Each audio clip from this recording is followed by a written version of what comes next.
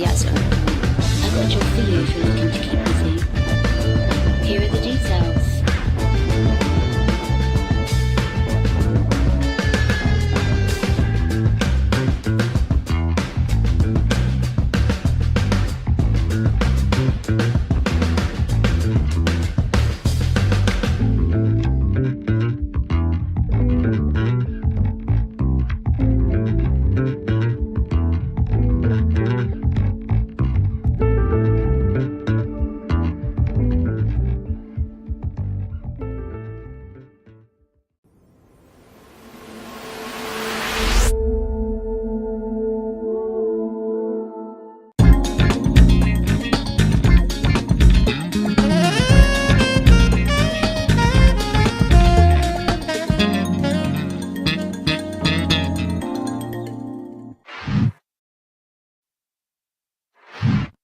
Greetings and welcome to another episode of Soul Talk, where we talk to our citizens and members of the community.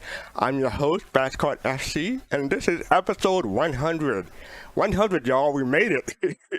And I'm back from visiting my family for Mother's Day. I got back on Tuesday, and I had a great trip. I ate well, and that's always great. And I got to see some folks, so that's I had fun. I'm still playing Honkai Star Rail and Nikkei. New character dropped for both of those games, but I have no interest in either, so I haven't picked any either of them up, but I'm still playing them. But I'm very relieved. The big news is we're going to do a giveaway later in the show, so stay tuned for the giveaway. And I think you all I like it. Yeah, this is episode 100. Can you believe it?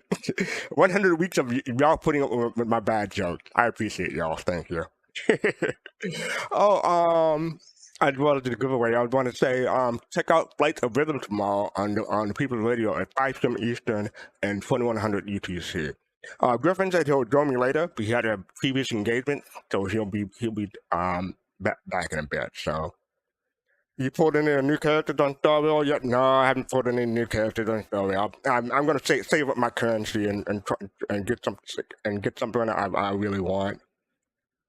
Can't wait to check it out. Yeah, me too. Thank you. All right, so I'm gonna do my thing. I'm laughing because I worked hard in this one, and I hope you all appreciate it.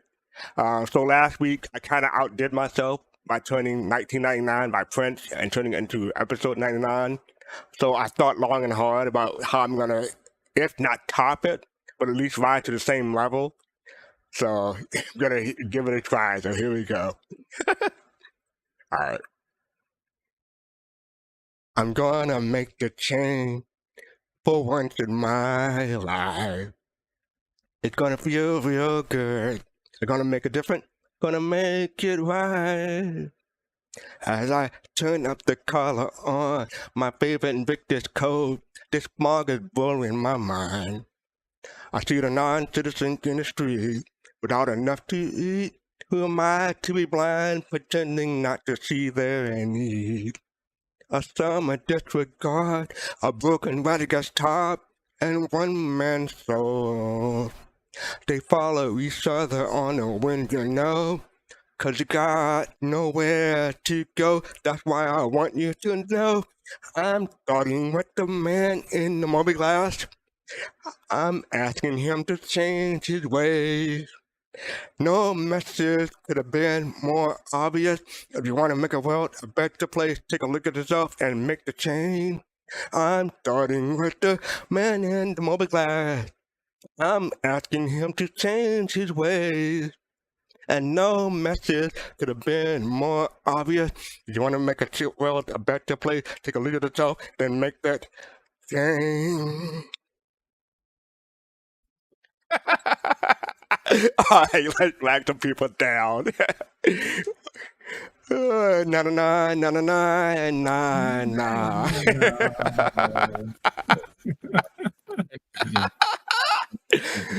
Team fastcart, thank you, BBG. We're doing my BBG space and pop things. I see Gamedev saying up there he's not going to join. I can't do it. He can't join. Probably scared them off. It can only go down from here. Yeah, we here at New Soul did not put him up to that. So just letting you guys know. But congratulations on 100th episode here at fastcart. Absolutely. Yes. We could have done away with that, but no problem. For people who may not know, I don't know if you're living under a rock or whatever, Man in the Mirror by Michael Jackson from 1987. I changed it to Man in the Moby Glass. My God. Lord. That took some effort, though. That took some effort. Trying to find something to rhyme with Moby Glass and make it fit in the song. The only word I can think of is AS, and I ain't saying that. Right. I thought of mask. I thought of ask, but no, obvious. Anyway, folks. So yeah, let's get this show on the road. How's everybody doing, by the way? All right, man. I'm good. Good. All right. So we have a sneak peek up.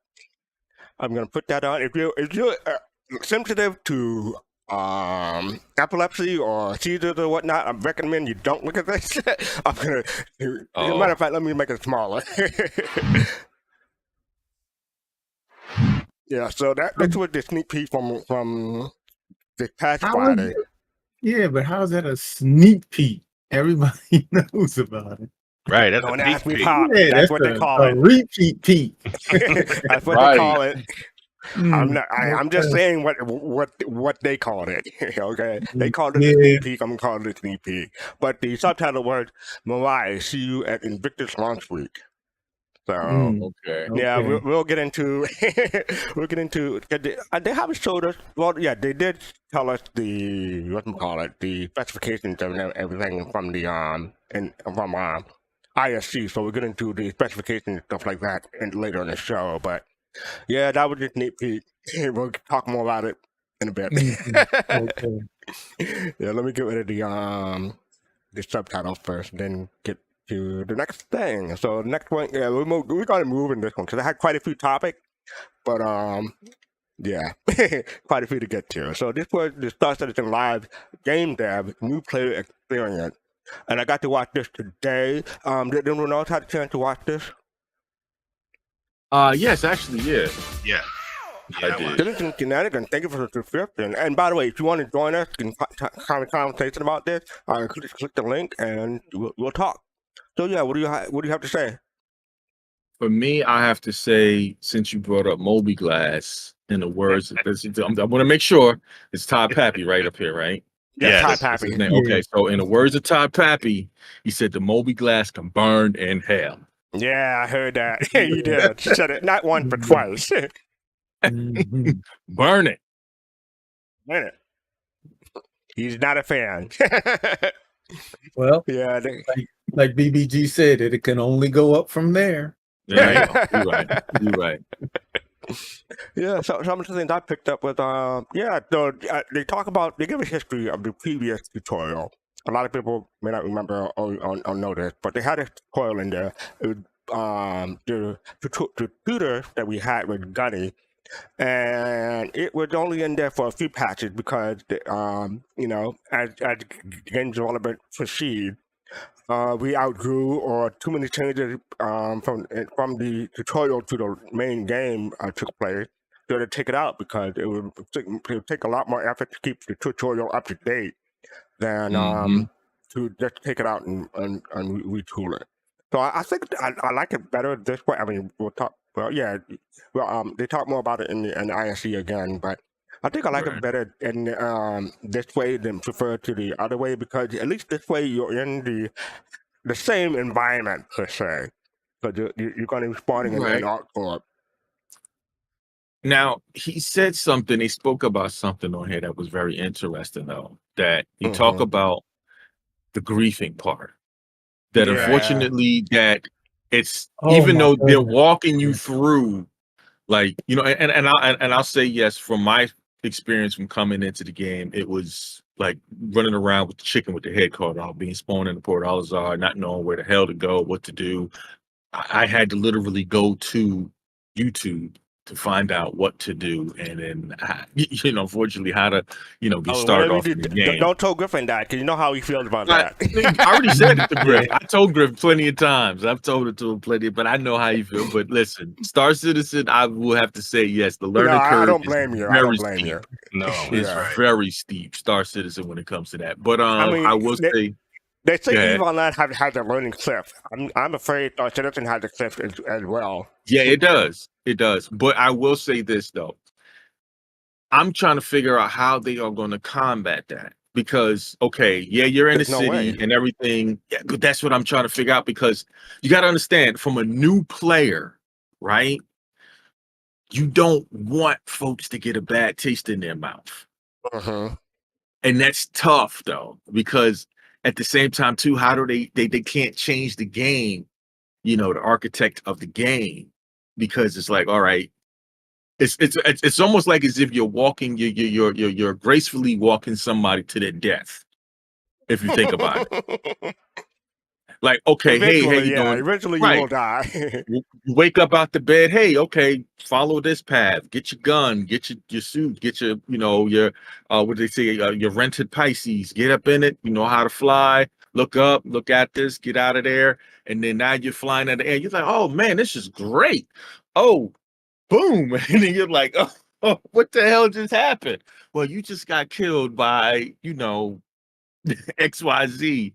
And you're like, you know what I'm saying? So I don't know how that's gonna be, but I mean, it's an interesting point that they. I mean, I think it was the salient point of the show. I mean, you could see the discourse across the whole week was about that segment of the show, right? And the way, for me, I've been thinking about it for a while, and the way that I think CIG get away with it is by describing this as the new player experience and not a new player tutorial, right? Because if it was a new player, but is your mic okay? Because your audio quality is going good, bad, or something. I'm not sure what's up with your mic. Is it okay? This is my headset mic, so hopefully it'll there stabilize. Now you sound good. Okay. All right. But it's like a tutorial. If something like that griefing could happen during a tutorial, then that's subverting the tutorial, right? A tutorial is so you fetish with understanding and readiness to play, right? But an experience, CIG said it right in there. It's like, this is our game, right? And they're here to educate you to that our game means that as soon as you get out of that, that station, That's rough. Get ready. That's right? rough. Because and here's my thing though, BBG. Luckily, I mean, I played enough games to know that to expect that. You know what I mean? In games, especially in MMOs. Because when we first came in, and I tell you, we jumped in the portal, let's say, ran around chicken head, cut off, learned how to get in the ship. Guy said from YouTube, best way to make some quick money as a beginner, go do cave investigations, right? And all of that stuff. So we went to go do the cave. We had our what is it, the Aurora Pops? Is it the Mustang? Mustangs. We had the Mustang. So we flew over there, we got into the cave, everything was good. Next thing you know, we hear this boom. What the hell? We go back outside, my ship is blown up, man. I'm cussing folks out in chat. I'm like, who the blew up my ship? I'm like, hold up, man. I'm like, welcome to damn. Star Citizen. I'm like, oh, that'll be like Will Smith in Independence Day. Welcome to Earth. I'm like, but that's not even, you're not even really sending people into like a gauntlet. That's just a death. Where you have it's new players, they didn't even know how to fly. They just might as well smash. One thing that will teach people is that they shouldn't get attached to their character. And I hope this is not out when Death of a Spaceman comes, because they're going to lose a life right off the bat. I'm pretty sure when the game goes live, they'll have some stuff change. Hey, Dark Knight, how are you doing? Dark What's Knight up, Doing Doc? all Yeah, right. I Doing all hope so right. How y'all too. doing? I- Happy Yeah. 100th fast card. Thank you, thank Right. you. Yeah. So What's yeah, up, Dark DJ? Knight, what's up? so yeah, you have anything to say about this Star Citizen Live? You know what? I have not had a chance to see it Okay, yet, all and I right. was about to watch it before you guys got started, but I got home. Yeah, I today. didn't have a chance So, to. nah.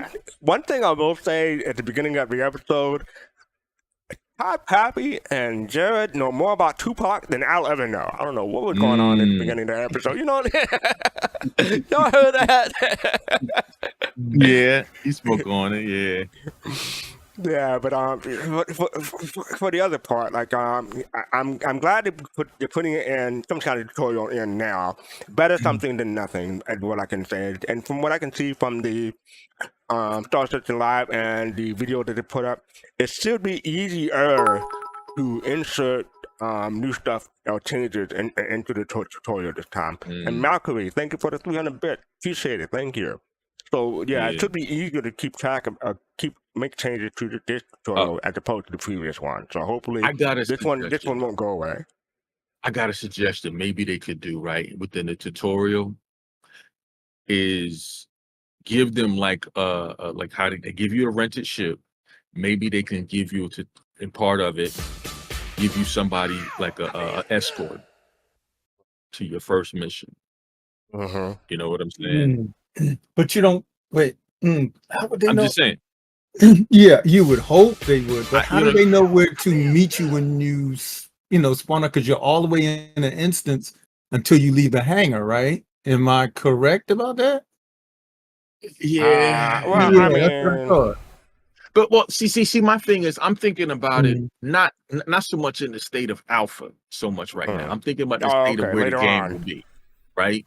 Right. Mhm. So when later on, I'm quite sure everything will be, more fleshed out than what it is. So I'm just thinking that okay, because you're going to, what is it? Sorry, you're going to be spawning your ship from your Moby Glass, Yeah. not from the A-Stop terminal anymore.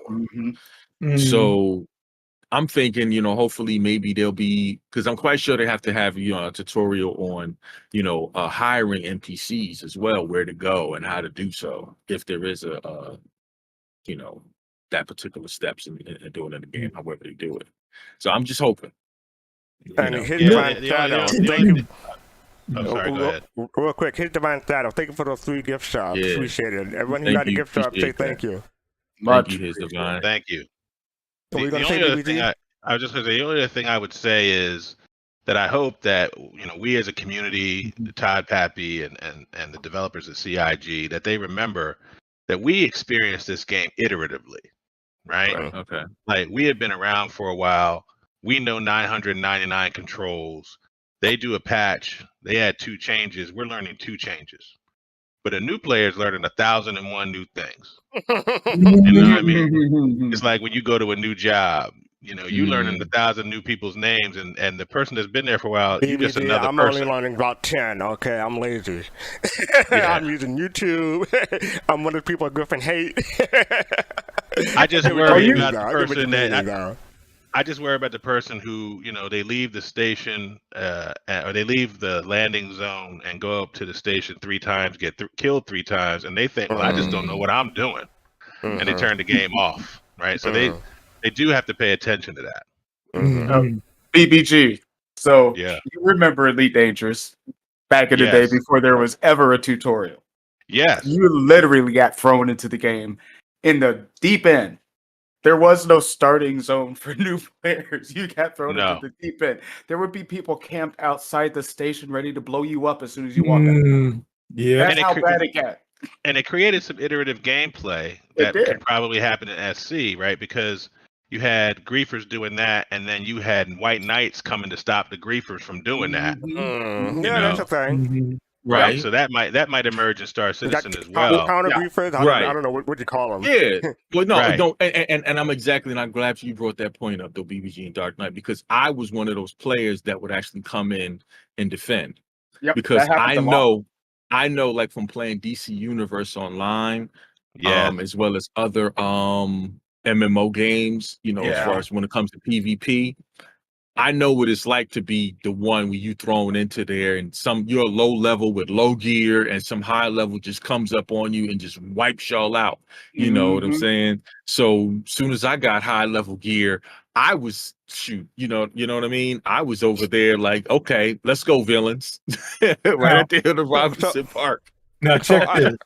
I mean, wait, Dick hold Dark up. Knight, though, one of the things that's important about your Elite Dangerous reference, though, is that tutorial now is one of the dopest parts of the game. It really is.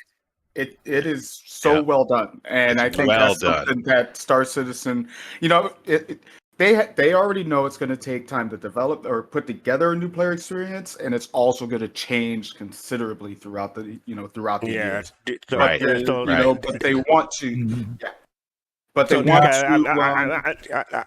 I'm gonna let Pop go, and then I got a question for everyone, and then we're gonna change topic. So go ahead, Pop. Okay, now I just want to say this is what's gonna happen. You're gonna leave the station. You're gonna have a bunch of people outside. Okay, pay me 50,000 UEC, and I'll let you live. You are gonna run out of money so fast, and I just want to mention that. Okay, there you go. It's about that 100 bits. So yeah, my question is, so when Squadron 42 comes out, maybe they could include that as a tutorial and just take out the tutorial from, or maybe like, you know, I don't know, some kind of merge between the Star Citizen tutorial with Squadron 42. What do you guys think? I think that's a great point. In that, if you've played a whole single player campaign, you may end up coming into the PU after that ready. Right. Yeah, right. You don't even need much, right, in terms of support.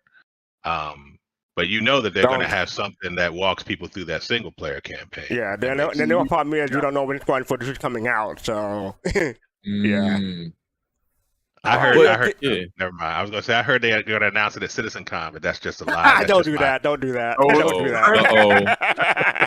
Come on, that's just my dreams. That's just my dreams. With that, I think we should move on to the next topic. Yeah, that was Star Citizen Live, new player experience. So that was a good conversation. Thank you all. And if you want the abbreviated version, check out the Newbifier's summary at the Newbifier channel. So up next we have 319 is out. So a call to adventure. Now available. This came out on the 16th, so that was Tuesday, right? Yeah, Tuesday. So 2 days ago, I was still on the train when it came out. I was like, oh, 319 is out, it's live, y'all. So yeah. So briefly before I get into people's thoughts, I just want to say in this thread, they got a whole bunch of relevant links to navigate the major updates for this new feature. They got the trailer. We'll get to that. We'll get to all this in a bit, but I just want to give an overview. New features overview, salvage and repair, patch note, patch watch, new player guide, welcome hub for new players, welcome back pilot, and 2953 welcome to ArcCorp contest. So we'll get to all that in a bit. But has anyone had a chance to hop into 319 yet? No, actually, no, we did. Actually, we did. Yeah, apologies. We did on the PTU with Griff. Okay. Yeah, I've been in live. But not since been live. Right, yeah, not live. I've been in it live. I'm in it right now. What do you guys thought? It was smooth. I was seeing, interestingly enough, servers with a server cap size of 43, 45, 50, right? Alongside other server sizes that were traditional, 99, 100. So I think they were playing around with that a little bit, and no doubt that those smaller servers, the smaller caps, the server FPS was where it needed to be. For the experience to be what we want it to be. So I don't know what they're doing in terms of playing with that. We hope that they don't go backwards on that. But that would be something I would ask people. It could be something for Free Fly to make things more stable. Right. But I think it's just overall improvements in stability. I've been in the PU since they launched. It was a couple days ago, right? And I have been living out of my MSR since then. Had no crashes, no issues, bugs. Very, very, very smooth. I went rock mining, stored it all in the ship. still have it in What the did you, ship what did you mine then? in the rock. Oh, in And I Iraq. just went Okay. rock. I'm sorry. And You said rock mining. I thought you meant yeah. Never mind. Yeah, I got you now. You were rock mining them but rocks. I mean, but it's the stability has been really, really good, and and it's been performing just pleasant. I have not seen any hiccups. Now, there have been, little things like some NPCs standing here and there, not moving. But I think that's a lot of just either the server tick rate just getting old or it's fresh and it just hasn't started up yet. So it could be, just a couple of those things. But following elevators, it's been pretty good. It's been pretty good, I have to say. So yeah, far. I would agree with that. And actually, I think I'm on a server that just started because just a few people. All right. So you're both seeing like the lower population cap though. I don't know if I anybody else haven't has really seen paid that. attention. I haven't really Yeah. paid attention. Yeah. You haven't paid attention. Okay. All right. Every time I go in, I hit r_display info equals 3 to keep track of that right. B win and that where we're gonna get a 30K and that server FPS. And 318, as we know, was an abomination when it came to some of that. But I have to agree with DK. Yeah, DK, I have to agree with him. It has been very smooth for whatever reason or set of reasons, right? It's been nice. All right, so I look forward to trying to get into that, especially for Invictus Week. But we'll cover more Invictus Week in a bit. But let's take a look at this 319 trailer real quick. So let's take a look.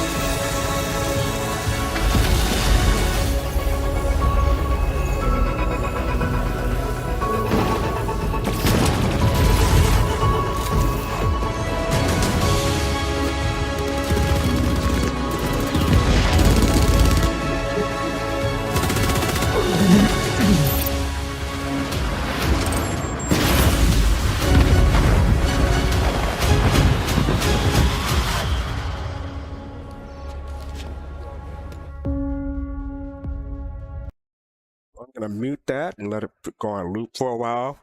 So yeah, Louisville 2.0 is in 320, right? Or is it here? No, it's here. It's Yeah, 219. you can Okay. experience it right now. Okay. So I thought it was 320 for some reason. I got that mixed up. So has anyone been to Louisville? Or how is Louisville? Put it that way. And PTO live.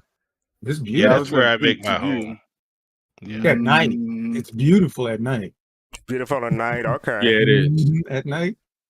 I'm sorry. I still live in Area 18. I'll go to Lowerville. Yeah, I'm going to go to Area 18 just for Invictus Week. I'll check out Louisville later. just make sure you wear protection, cover your head, get a breathing mask on. It's really dirty down there, I'm telling you. Yeah, I'll be pulling up my collar on my Invictus coat, like I said in the song. Oh, you missed the song, DK. Never mind. No, but no, I didn't. You heard it. Okay. So yeah, this trailer, it looked like some of the people that picked up from the community are helping out and pitching in and giving the ideas. Cause I don't want to say it looked like a fan made trailer, but it's getting harder to tell between fan made and CIG made. Put it that way. In my opinion. That's a good point. But I like the signs and everything that they mentioned the new signs that they put in new player experience and STL. I forgot to mention that. So yeah, this looks pretty cool. And everything, and one of the great things about it is that everything that they showed in the trailer is actually in game, as opposed, sometimes they like to skew things a little bit. It's not quite right, Mhm. Yeah, I feel like they got burned a little bit on 318, so they're gonna give exactly what you want to get Good point. in Good point. 319. All you get. Yeah. Right. I can tell you that Um, I was worried all the way back to Citizen Con, I think was when they first started talking about Lorville 2.0. And I had been worried that the imposing nature of the Hurston building and what that meant for lore was going to be diminished by all these other buildings with all these other sizes. But I can tell you that when you get there, you still feel like, oh yeah, there's one group that's above them all and how they think about themselves, right? And so that lore, I think, is still there and isn't broken up by the additions. And so I'm able to enjoy the additions. And I think it was Pops that said at night. Yeah, that gold. That gold. Incredible. Yeah. The gold. I don't know if anybody has tried it, because when we went in there in the PTU, the wind was serious in Lorville. We was in there with Griff, and we parked on one of the, matter of fact, that building right there with the origin symbol on it. We parked on the top of that building, right? And we got out, and we tried to get back onto my Banu Defender, and the wind just blew us over and killed us. I was trying to figure out if that's still going on, if anybody has experienced it in the live server. I haven't experienced that, but I can tell you one thing: it doesn't surprise me that doesn't surprise me. that Griff was landing on the origin building. Right? Oh wow, yeah, wow, yeah. Fair point. Yeah, you're right. All right, so yeah, that is the trailer for 319. I should probably pick up because we got quite a few stuff to get through. But this is the Follow the Call: A Life Among Stars. This is one of the articles they put in that new players stuff. But so they got what's new in 319. PvP event Ghost Hollow. Has anyone tried Ghost Hollow yet? No. No. If anyone So tried I rolled Ghost up. Hollow, I in the rolled chat, up. I was gonna say I rolled up over there and I got scared. There's just really? Yeah, that's an org thing, man. The people are rolling up. Oh, okay. 10, 12 deep and to take control of that space, and I just Seriously? Oh, I love it. A2 that please. A2, what was it? A2? Yeah. A2 incoming. Let's go. Bonsai 138 says they're currently doing it and it's solar red. So good luck, Bonsai. Yeah, good luck. His Divine Shadow said he tried it when the Cutlass bug was in full effect. That was hard. Okay. That was hard. Okay. So yeah, the PvP event Ghost Hollow. If anyone else has the experience, let me know in chat. New component Salvage. We'll get to that in a bit. New Salvage missing. We'll get to that in a bit. Stability and persistence upgrade. So what you're saying is stability and persistence upgrade are in 319. So it seems to be more stable. That's what I'm hearing so far. That's right. Improved new player experience. We covered that. Lorville City update. Okay, if I had done it first, I remember when the asked that dumb question. Cause I don't know why I thought, but I thought Lorville update was in 320. But yeah, it's 319. Some of this stuff to keep track of. Mining gameplay enhancement. We'll cover that in a bit. Celebrating Invictus launch week. That's starting tomorrow. So May 19th to May 30th. Welcome to Invictus launch week, the annual military event starring humanity's most deadly war machine. Visit the exhibition hall to explore the Navy's in-service fleet and try many of them out for free. The UE Navy flagship, the Colossal Bengal Super Carrier, will be touring the system, while the fearsome Javelin Destroyer is open for a guided tour. Explore everything in the military at the biggest Invictus event yet. And they have ships up for special offers for 319 ships. They got the Rocks, which is what DK were talking about. Rock DS, I gotta help myself. Prospector, Vulture, I'll have a special offer for the Vulture. You can get it for $175 with RSI credit or $160 with Warbond, cash only. So it's a $15 difference if you buy with cash. Got the Argon Mole, the Reclaimer, and started again with the Rock. So that's what the offer is for 319. And I got the patch notes. We'll cover that in a bit. So yeah. Matter of fact, let me just go over to the next one. Okay, so this one is salvage and repair. Any of you into salvage and repair? Of course. Any And thoughts? they make money in the game, yeah. So go ahead. yeah, what do you have to say about it in 319? You know, well, I can't say about it right now because I haven't played it in 319. I mean, I played it in 318. Not the PTU? I mean, no, because remember, like I said, we only went in there once. Oh, okay. All I mean, from 318, it was pretty cool. I do like it, where it is and hopefully where it's going. So, Yeah, Yeah, so right now, there's a lot of salvage missions and there's a lot of scannable salvage opportunities. Salvage is the easy money right now. When you find a wreck, you find 4 wrecks. oh, that's And beautiful. yeah, people are grinding right now, and AUEC is coming because my guess is that you'll see a hot fix to ratchet that back a little bit. Of course. Right? Because they never like us to have too much in this life. Okay. Yeah. Right. Well, you know what though, BBG, to that point though, the thing is though, I will have to agree with you on that, because if you get them so used to having so much money, what happens when you have to start weaning people off of that? Elite Dangerous. So Yeah, basically, you're right. what you're saying is grinding is more profitable in 319 than stripping. Moving well, on. So,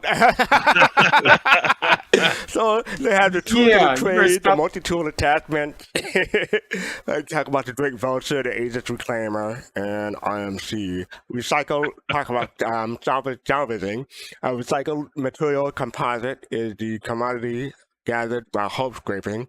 RMC is stored in commodities trainer and can be container and can be sold to commodity kiosks for a profit. On all salvage vessels like the Vulture, RMG can also be converted into canisters used by a salvage and repair hand tool.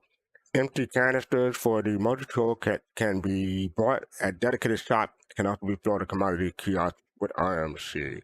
So yeah, I mean, I think this will be added to the new player experience page also. So people will have some idea what to do and what to expect. Got hull scraping and repair, salvage mode. So basically, they go into how to salvage in game. So and how to sell it and stuff like that. Cool. All right.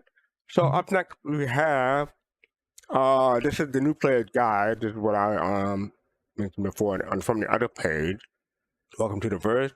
And Star Citizen can be whoever you want, and explore the stars on your own term. And you know they go through more stuff about what new players should know about. We covered this previously in different patches, but I'm just going to try to see if I can find something that they added was new. So be part of the community, join an organization, improve new player introduction. I think that's new. New salvage mission, that's new. Louisville City upgrade, that's new. So they have been iterating on this page as the passage goes along. So mining gameplay and land enhancement, new component salvage gameplay, PvP event, and Ghost Hollow. So you know that's new. So yeah, they look like they're updating the page as they go along. So that looks pretty good. Matter of fact, let me just copy and put the link in chat. I got a beef with that. I got a beef with CIG on that. CIG, stop telling people you could do whatever you want. I want to be a passenger pilot. I can't be one. So stop lying. I want to fly my Bandy Merchantman. I can't do that. That's false advertising, CIG. Stop telling people you can do whatever you want. You could do a few things. You can mine. You can do some salvage. You could do some bounty hunting, whatever other missions.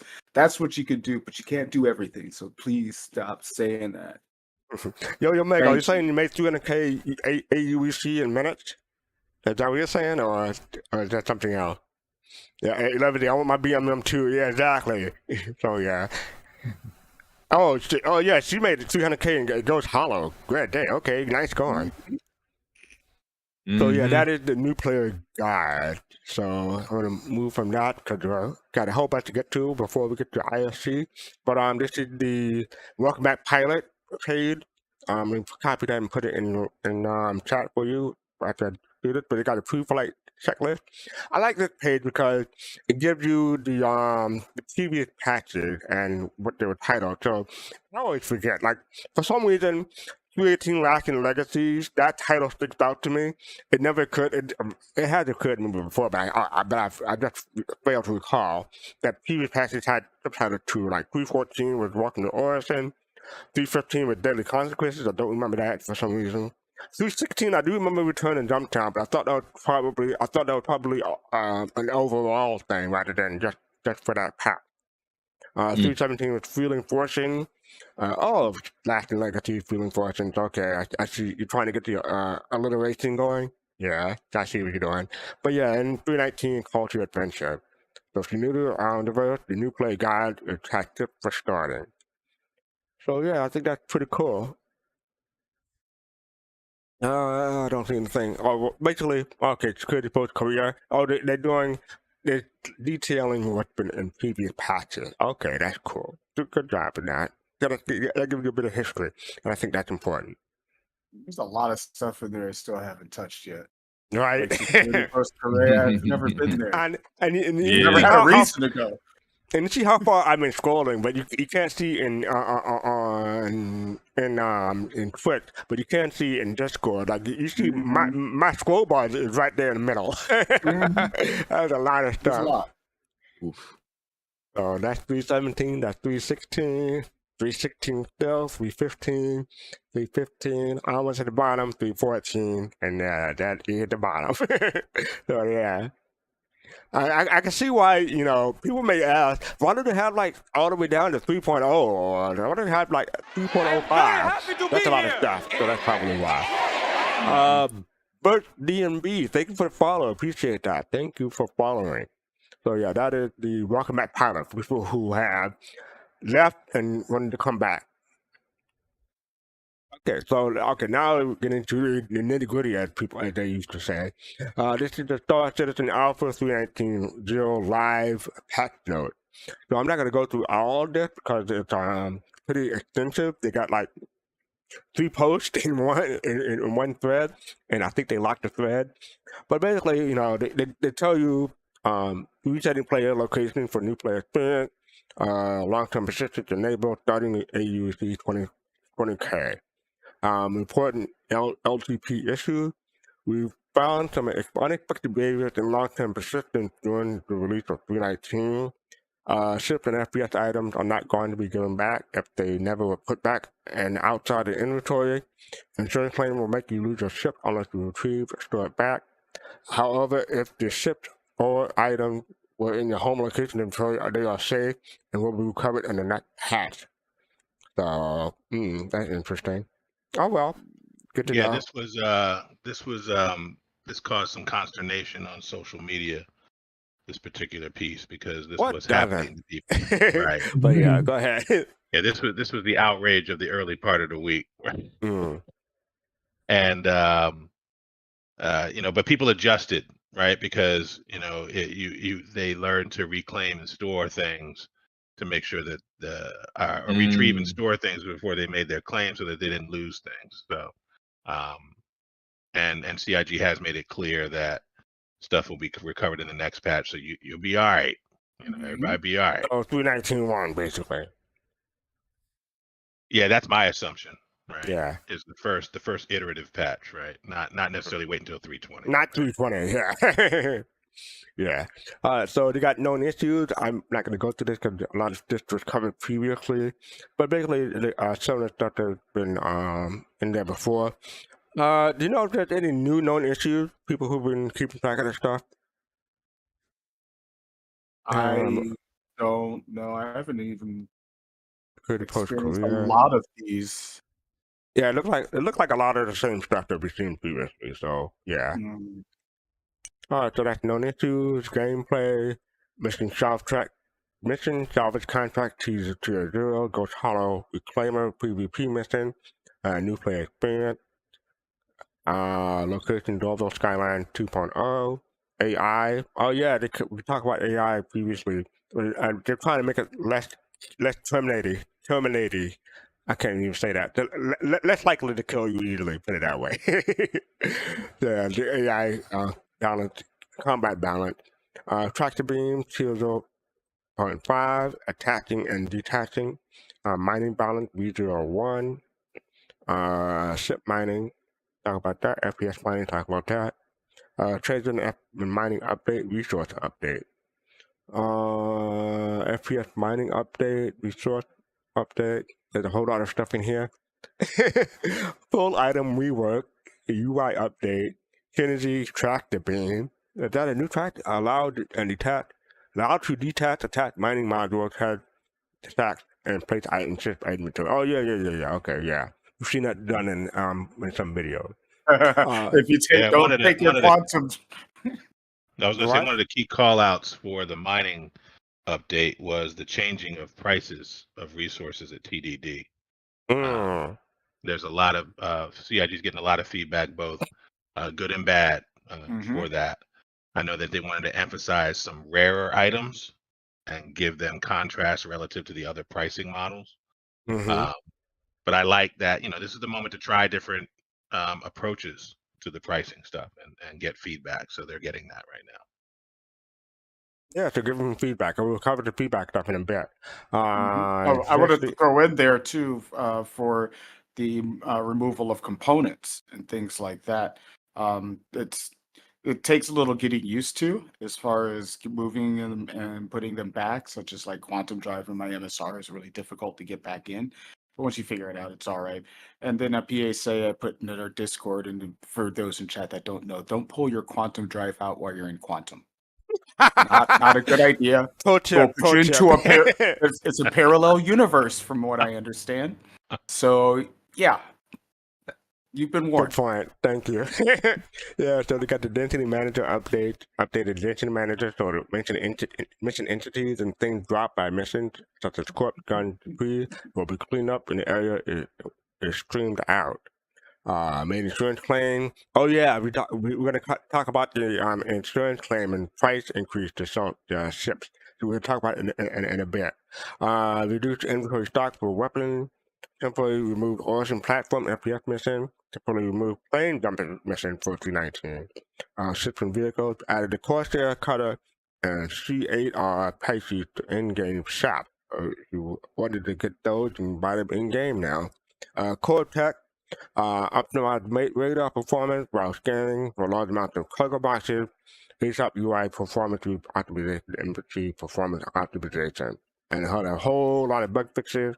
I'm not going to go through all that, but hopefully the bug that you've been experiencing has been fixed and won't be returning. Oh, I just jinxed it. It probably won't be returning. You can't see it at the bottom of the screen, but technical, they fixed 12 client crashes, fixed 6 server crashes, fixed a main thread deadlock. Ooh, that's okay. A back and forth improvement, and fixed an NVIDIA Pacific client crash. So those are the technical stuff. So that is the patch note. Let me get that and put that in the stream for you. Let's keep like it did it for me. I didn't see him. Listening. Thank you for the subscription. Oh, 10 months in a row. Thank you for that. All right, so yeah, that is the patch note. All right, so this is next. We have the welcome to ArcCorp Contract for 953 ArcCorp, an industrial utopia where colossal structures and gleaming machinery merge with the vibrant energy of urban life. So this is the ArcCorp Contract. We like to showcase unique charm of ArcCorp, home up to Invictus Week launch week for 953, by taking screenshots of your favorite places on this planet and creating a postcard or travel brochure.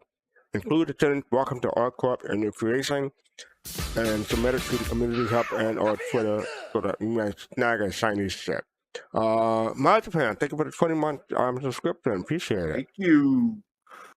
So I'm gonna skip all that, but basically your winning conditions will be the CID jury and will judge entries based on quality, creativity, and rule adherence. Submissions will be in on May 26th, 11:59 p.m. Pacific. First place get the Reclaimer with LTI. Second place get a Vulture with LTI, and third place get a Prospector with LTI. And they had a clarification in the middle of the thread, but they wanted to say the category selected is not as important as making sure that the submission post has the title 2953 Welcome to ArcCorp contest for them to be considered as contest entries. So make sure you have that that title in the thread in order to be eligible. And I think there's another one. They're clarifying more. This as a postcard design competition, we're allowing the use of photo graphic editing software, Photoshop, to create your submission and add certain design elements such as text, shape, vignette, textured effect, etc. Post-processing is the original studio of the original screenshot to enhance them, such as cropping, contrast, brightness, color tweaking is allowed. However, the screenshot should only contain elements that were present in the game capture. For example, please do not use Photoshop to insert a whammer at a location where it does not exist in the game. Less is more. Just as funny reminder, the over-processing or over-tweaking the colors in the image, for example, can sometimes detract from its original beauty, not unlike dousing a dish with a soy sauce can alter its taste entirely, not always positive.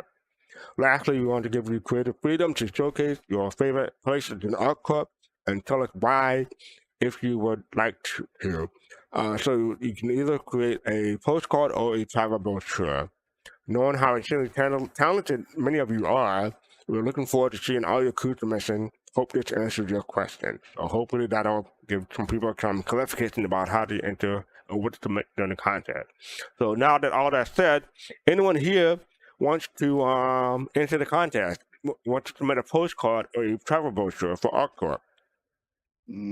This sounds like a really good time to make a DK's house session brochure for G-Lock advertised to the People's Radio. Oh, I've got many years of design experience, and this I've never put it to use for something like this. I might. But DK, Abdi can help me out. Abdi actually. that's true. But DK, Well, I mean, but the problem is, if you get help, only one of y'all can win. That's I'm pretty sure that's the rule. you can make a brochure really easy now with AI. Oh no! I'm I'm pretty sure that would be against the rules. They didn't say that AI is allowable. Listen, we voted in Addison as Imperator. It's an AI. It's AI. You know what, BBG? You got a point. You got a point. So yeah, that is go. the Welcome to ArcCorp contest. If you're interested, Admiral Kusanagi put the link in the chat. Thank you for that, Admiral Kusanagi. So good luck to everyone who participated. That sounds good. I mean, I'm kind of creative, but I'm not that creative, so this is not really my wheelhouse. But hopefully I find something I can do one of these days. Oh yeah, so this is the thing Griffin pointed out a little while ago. I'll expand that in a bit, but basically, this is claim time with or without Expedite in minutes. So they talk about how they changed the claim time and the insurance stuff. And a previous note, this is what happened. So the Origin 890 Jump had almost 3-hour claim time without expediting. And the Kirk has almost 100 minutes of claim time without expediting. So you go on the list. Someone said if you put a BMM, it'll probably be up there with the 890 Jump. I had to agree. And someone said if you put the Starliner, DK Starliner, it'll probably be in line with the C2 or the Gemini. That's about right. Not the the Starfare. Sorry, the Starfare. So you might have, if you lose that Starfare, if you lose that Starliner, you may have to wait an hour to get it back, DK. Well, you're probably going to expedite it. You better believe I'll expedite. I'm making enough money in that thing. I don't worry about it. So hey, you gotta remember. Not only are you trying to get your ship back, you gotta put all those modules that you lost you got to replace those too. So I don't know if you want to use Yeah, Expedite. Yeah, and that's true. unfortunately too, I got to pay for however many people died on that ship. No, DK, what you do? I What you mean, do? Make them sign a waiver so you're not That's true. I'm not liable liable for for that. injury. Right. that's If true. a pirate attacks, it's not my Now, fault. I Make will them say use their this. insurance. Make them use That's their right. insurance. Now, I will say this though. From reading this, I'm glad that they are. This is increasing the times, right? Yeah. Mhm. So I'm glad that they're doing this. So the way that it's kind of, again, like we talked about earlier with the money thing, that is weaning us off of, the short, recovery on stuff. Mhm. So we can just. Now I see Bonsai 138 in the chat says sad that there is no longer any instant claim ships. Now the truth is on Griff's chart there aren't any, but these aren't all the ships, Right. right? So does anybody know if that's true? That there are no longer any instant claim ships? No. Because if that's You can true, I still- agree with Bonsai I think 138. it's That's the kind of sad. smallest. You can still do anything that's on that list. Those are the ships that had their times modified. So things like starter ships and stuff like that are still on the delivery for 20 seconds, and you can bring them up instantly. Now, the reclaim good. times, I haven't blown one up recently, so I can't tell you. But I think that list is just of ships that got changed. That's why it's not a full list of all the ships. Okay. And it's I'm going gonna go to to it's going to get edition worse. and find out. It's going to get worse in the future, and it's going to be, like right now we're in Crusader, and we've got the Stanton system, and we've got Crusader across the street pretty much. And so if we need to get an MSR, it's going to be pretty quick compared to if we're 6 systems away. You might be closer to Drake, so maybe you'll get a Drake quicker than you would a Crusader because it has less time to travel to get to you. I wouldn't call it worse. I would say we're going to have to play differently. Which is good. I think in the end it's going to be good. Yeah. It's not a bad thing if you understand why it's being done. I think for players that, by the way, good evening, everybody. If people who didn't know this was coming, obviously they're going to feel a little bit blindsided. If you've been around for a while, like Admiral said, this has always been a part of the gameplay. So Slow it down. Take your time. And here's Divine Shadow. Thank you for the 2 gifted subs to Athena and Bonsai. Appreciate it. Thank you for Divine Shadow. Yeah, and for those that are welcome, doing bro. like those big org battle things like that, just know like you gotta have a backup hammerhead. Well, back up something. Yeah. Exactly. As Sigelian just said, just have 2 890s. Yeah. Well, again, I think with Death of a Spaceman, the idea is if you go one hammerhead against another hammerhead, it's like, can I get to this person and take his shields down and destroy that ship or put it into soft death before mine does? And if I can't, then I have to decide, and my crew has to decide, or whoever's in charge has to decide, okay, I got to bail and take the ship out of here because I don't want to lose it. I don't want to wait a month to get a new hammerhead or a week and just repair my ship. And, that way you don't have to spend all the time to start over. You're right. I mean, that's what we were going to have. I mean, we had these discussions plenty of times, though, Admiral, because like that's how the people are going to have to think that way, And I'm glad that they're weaning us off of the, I guess it's not really instant, but trying to get us used to it. Yeah. Yeah.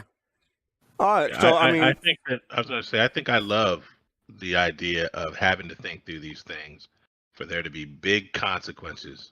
Right, particularly for my bigger ships, right? Like making everything matter. Right?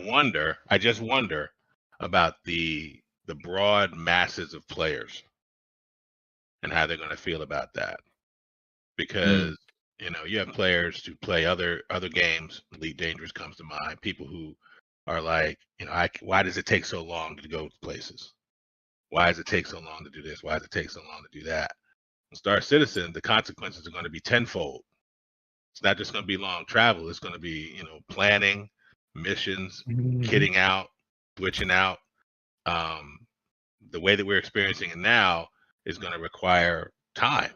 It's just going to require time. And I like that, but I wonder about the broad masses of players that join an MMO and how they're going to feel about that. I think it'll be okay because if you have new players, it won't. It'll be something that it won't be too much of a shock because they'll be new. I think someone who's coming from alpha to launch, I think I'm guessing these times will only increase as time goes by, or new patches and stuff like that. So it'll be 3 hours, 48.90. Now I'm predicting it'll be 6 hours eventually, then maybe even longer, depending on how CIG feel. So. But I think he's asking how will players respond to it, because you're saying new players don't know the history of the development. Right. So if they come in and have played the game for the last year, and the game has always been, hit this button, you get your ship back. You know what I just thought about, BBG? Us old schoolers will remember the difference between when you had a pocket full of quarters at an arcade machine and when you had 3 quarters at an arcade machine. You moved very differently. Yeah, you do. You play differently when you only have 3 quarters. But if you got $10 that you can break and you can make 40 coins out of that, you play differently that way too. So it's going to be an adjustment for everybody. Not to be funny, I've heard old players complaining about the time shift, and they've been around since this was going to happen. And part of it is because they've gotten used to playing the game a certain way. But the reality of it is, I'm not trying to coin Disco's thing, but this is all about change. It's going to keep changing, and it's going to evolve, like Admiral said. And we just have to kind of educate people and let them know it's going to be okay. We've talked about that. We think Chris is trying to not just make a different type of game, but also play differently, not playing the same way we're used to playing, where you die, respawn, there's no value to your character because all you're going to do is respawn and be right back into the game. That's dozens of games are like that now. It's not just losing your ship. If 5 of us were on a ship and all of us spent an hour getting ourselves together and getting all our materials together, and we brought our serious stuff because we were going to do a serious mission, and we lose all that, it's not going to be just the person crying who owned the ship. It's going to be the other players that had to start back, 3 planets or 2 systems over, to get their stuff because they don't have no stuff where they're at right now. There's a whole lot of implications. And that's why the EVE Online rule comes in. I learned this in EVE Online. Only bring what you can afford to lose. So only fly what you can afford to lose. Only bring what you can afford to lose. Only wherever you can afford to lose. So yeah. Even in this patch, Go ahead. Go ahead. No, I was just gonna say, even in this patch, I've been playing differently. I adjust my gameplay. I don't, rush out for anything at present moment. I take my time, go where I'm going, and think about where I'm going. I prepare, I over prepare. My ship is stocked, continuously stocked, and I make sure of that. I've figured out. You go into kiosk, and you change where the location of what you're buying, change it to your ship, and load up your ships with food and water and things like that. Be prepared. Well, I would have to say, for those that like to go into battles, though, and I definitely a big shout out to Gold Mob for this tip. I have learned not to go into a battle, obviously, with my subscriber armor or any armor that I have. Go into the bunker with just your flight suit on and a pistol and clear it. You and your friends, and then pick up the armor from there. But the problem with that is that's another step of the way the game is now, right? Because later on, when you go into PvP or you go in someplace else, or when the AI get more sharper, like if you get into one of these servers where the AI are on point, you better not go down there with just a flight suit because you're going to die. You're going to die if you go in fully armored. Again, I'm saying keep in context, that's the way the game is now. I want to go address something Yo-Yo Meg said, because Yo-Yo wasn't around when this happened, I don't think. Yo-Yo, about within a year before you got here, her question was, but what happens when you lose your stuff because of a bug? Some of you guys will remember the CIG raised these insurance numbers up about 3 years ago, and people went crazy because there were people who owned nothing more than a starter pack. That's all they had. And when a bug hit them, they lost that ship. They didn't have the luxury of saying, I'll just go pull out blase, right? And so players were being penalized because of the instability of the game. Now, Star Citizen, if you notice, one of the things they're pushing on this patch is stability. I'm waiting to see it myself, but that's what they're pushing. And if they can make the game stable so that bugs are not the factor for the majority of the reasons that people are losing their ships, then we're in a good space. But during this testing, and please remember, y'all, it's always testing, even when it's live. If testing shows that the stability isn't there, I guarantee you CIG may do what they did before, which is return us back to the old times until they can make sure that stability is there. Because they know it's not fair to players. Because this is when 30Ks was still around. This is before they got rid of 30Ks. So, I'm just saying, if there's stuff that impacts players to that level and they can't work it out, they'll probably take it back to what it was before until they can get it ironed out. All right, so I'm going to move on now because still got a lot to get through. But I just want to say this is the This Week in Star Citizen. Couple of notes. Excuse me, sorry about the cough. The Boston World Tour is well underway, and we're making sure to stop in Leeds. I don't know how you pronounce that, but Belgium this Saturday, May 20th, for BCon, an epic fan convention organized by the community. So there's a tweet about that. I want to post that, and I want to show that in a moment. But finally, on Friday, the doors will be open to Invictus launch week for 953, which runs until May 30th, and there will be no episodes of Star Citizen Live this week. So no episode of Star Citizen Live tomorrow. So unfortunately, there's not that, but you have Invictus launch week. But also a BCon. So hopefully that'll be streamed or live streamed or something, or shared to the community somehow. But this is the tweet for BCon. So who will we be seeing this week? Who will we be seeing this week at BCon 2023? You can register and everything. Hopefully Griffin or Evan Chris and I can get the link and chat for me. But yeah, this is 10 a.m. to 2 a.m. Oh, they're going long, Griffin. They're going. we thought I was long. They're going for I want to say like 16 hours maybe. Dang. But yeah, that is May 20th, 2023 in Belgium. So looking forward to hearing from about that. Ollie Swinger, thank you for the subscription. Thank you for those subscriptions. Appreciate it. This is the roadmap roundup. I'm going to go through this real quickly. Basically, what they cover is the vehicle content MTL. MTL, I had figured it out. I wonder what MTL meant, but evidently it means Montreal. With this published, we're adding a new team from Progress Tracker that you may have seen mentioned in recent reports, Vehicle Content MTL, or MTLBC for short. This team is based in Montreal, and like the other two vehicle content team, is comprised of artists and designers, and they'll be working on bringing vehicles to Star Citizen to life.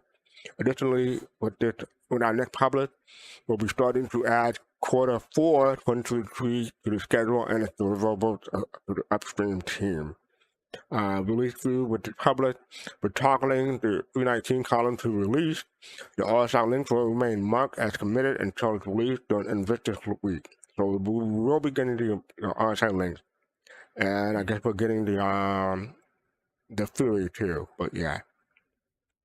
Alright, so that is the roadmap roundup, and that is the Spectrum version of the roadmap roundup, basically the same thing. Invictus launch schedule. Okay, so this will take a while. So they got the schedule up. This was posted, I want to say, today. So you got the Mirai on May 19th and May 20th, had Mirai, Mist, and Crusader. And you see all the ships that they have available. Basically, I don't see anything different that they've done from previous years except for the Mirai Fury and the Mirai Fury EMX. Yeah, nothing different on May 19th and May 20th. The only thing I would say there, fastcart, is that they talked about the Razor going over to the Mirai brand. And this document indicates that hasn't happened yet. Right? Because the Razor is still showing up under MISC. Okay. With that being said, though, BBG, do you think all the red tape and the paperwork hasn't been, fully pushed through? All of that? That maybe there's a consternation at the board level. Okay, got you. Well, let me throw something else at you though. Only the EX is listed under MISC. The other two models are not. The Racer one isn't. So okay. they may have moved it over because only the EX is under the regular thing now. Okay.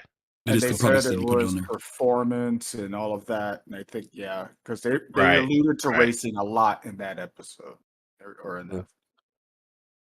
All right, so you got the May 21st and May 22nd. You got Aegis Dynamic. You see all the ships there. I don't see anything out of the Nothing new. ordinary. Nope. What? Nothing new. Nothing new. May 23rd and May 24th, you got Anvil, Arrow, Ballista, C8, Carrack, Centurion, F7C, Ghost, Gladiator, Hawk, Hurricanes, but yeah, nothing out of the ordinary there. May 25th, 26th, Humble Land Systems, Dover Tank, Cyclone, RSI, got the Aurora, got the Constellation, got the Link Rover, that's new. Got the Mantis, Scorpius, and the Scorpius and Ceres is new. It's a rover, that's not new. But you got the Origin, you only have 2 ships from Origin. Mustang Delta, yeah. And Argo had the MPV-1P. The 1P is the personnel variant. Drake Defense Con, 27-28. Buccaneer, Caterpillar, Corsair, Cutler, Cutter is new. Dragonfly Black, Herald, and Vulture. So I got the Cutter, the only thing new on that one.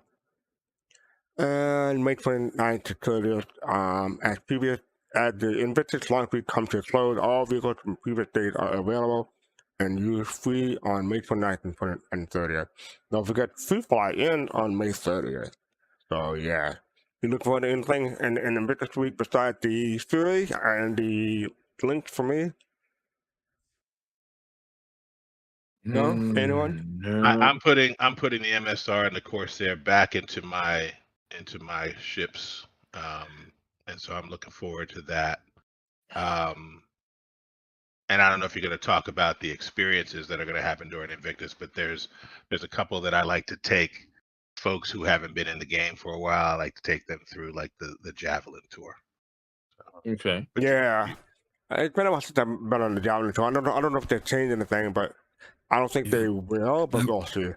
Yeah, Will they add more? I went into it in PTU. You can see that they've done a tremendous amount of work on the animation and graphics on the NPCs. The tour guides in particular. You notice the animation is way better and they look better, but it's still the same areas. They didn't expand the ship any further. But I'll admit, I got lost walking around on the ship this time around because I walked everywhere on it. And if you haven't been on the Javelin, like you said, BBG, definitely go. It gives you an idea of the scale of that ship. I think you're only accessing maybe about a 10th of the ship, something like that, maybe. yeah, that's what I think. It's 10 to 15%. I have a question, if I can. Is it more than it was last time, or is it just still the same? No, the same areas. Same areas, but okay. the enhancements are with the graphics and animation of the NPCs. Gotcha. They look a lot. You'll see it when you get over there. They look really, really good. So Griffin, I don't want to spend too much time on it, but I do have a question. How many people you think will melt their Javelins if they go on this tour again? Because a lot of people melted. That one time. Yeah. I think most people who now know after they've taken that tour, they think so? realize that it's a lot of work to that ship. Yeah, I mean it's a lot of work to that ship, and I think CIG's been re-emphasizing the whole thing about it can't be just a one person all 79 NPC piloting the ship. So yeah, but take a look at the tour. Make sure you guys go visit. Yeah, you're gonna get the links, Griff? Probably. That's the only thing I'll probably buy. I'm not gonna do the Mirai right now. I'll probably get the links, but I won't get the Mirai. But we'll talk more about that after the ISC. But yeah, actually, I won't. Actually, no, we won't fastcart. You know why? Because we've got them on our Phoenixes already. True. I was gonna say if you got a Phoenix, you don't have to buy it. Yep. Wait, a Mirai on the Phoenix? No. Yeah, that's Link. I'm like Link. Hold on. Y'all kept saying Mirai. I'm like, wait. No, I said I'm not going to buy a Mirai, but I said the links. Yes. Oh, okay. Sorry. So we got the Invictus. Sorry, DK. you got the Invictus launch. No, DK's go ahead. asking you something. You got the Invictus launch week 2953 back. So what exactly? Invictus week, they talk about that in the lore and everything. When is Invictus week taking place? 19th to the 30th. What time does Invictus week start? It starts approximately 4 p.m. UTC, 9 a.m. Pacific. That'll be noon Eastern. When does Free Fly start? for new players specifically, starts on the 9th and the 19th and on the 30th. So I'm going to say 9 a.m. Pacific, maybe, again. Where does the Invictus Long Beach take place? Aerospace defense industry take place at ArcCorp. How do we get to the Ball Beach Center? There's a YouTube video. You can probably click on the link and it'll show you how you get on the Javelin tour. Now, during the Invictus week, you can tour the in-service Javelin destroyer UES Warhammer. As soon as you step on board, you'll feel the history of Iconic Behemoth. The Javelin moves through Stanton, so citizens around the system can get their chance to enjoy the tour. Head to August Dunlow Spaceport in Orson, Evans Harbor above the Hurston, Virginia Point, ArcCorp, and Port Trussell above Microtech to join. So they're not going to any planet that I'll be on a station. Where can you see the fleet? Maybe couriers will make their way through Stanton and bigger and better before. To find out the current position, take the info panels on one of the landing zones. Can I neither have a starting package or spacecraft? How can I travel to ArcCorp to enjoy the free fly? No worries, you guys are covered. Invictus launch is the ultimate test to trying to test Star Citizen and fancy military ships for free for everyone. We can provide every account with Avenger Titan as a free loaner so you can get the event and back. So everyone gets a Titan to fly around. And Flea Block, thanks for the follow. Appreciate that. How do you rent a ship? We can cover that in that paragraph. Ship rented will be available for 48 hours. That's real time, not in-game time, but that's real time. How long can ships be rented? We talk about that. 48 hours. How many ships can be rented? You can rent every flyable ship or drivable vehicle exhibited in the Invictus Launch Week. So if it's available for rent, you can rent it, and there's no limit to how many you can rent. What ships are available for free fly? Each day of the Invictus Launch Week, different ships available to free fly. Check out their full schedule for detail. I think we covered that last week. Do I need a copy of Star Citizen to enjoy launch week? No. For the duration of the event, anyone can enjoy Star Citizen for free. Can I invite a friend? Yes, you can. I'm a new player. Where to get more information? We covered it previously. You got the Welcome Hub, you got the new player hub, you got the guide system, and the knowledge base. Will there be Warbound CC available? Yes. Check back each day throughout the event to see what's available. Each Warbound CC will be only available for a 24-hour period. That is the CCU game that I love to play, and I hope people will take advantage of it to try to save some money. So the CCU game will be back in play.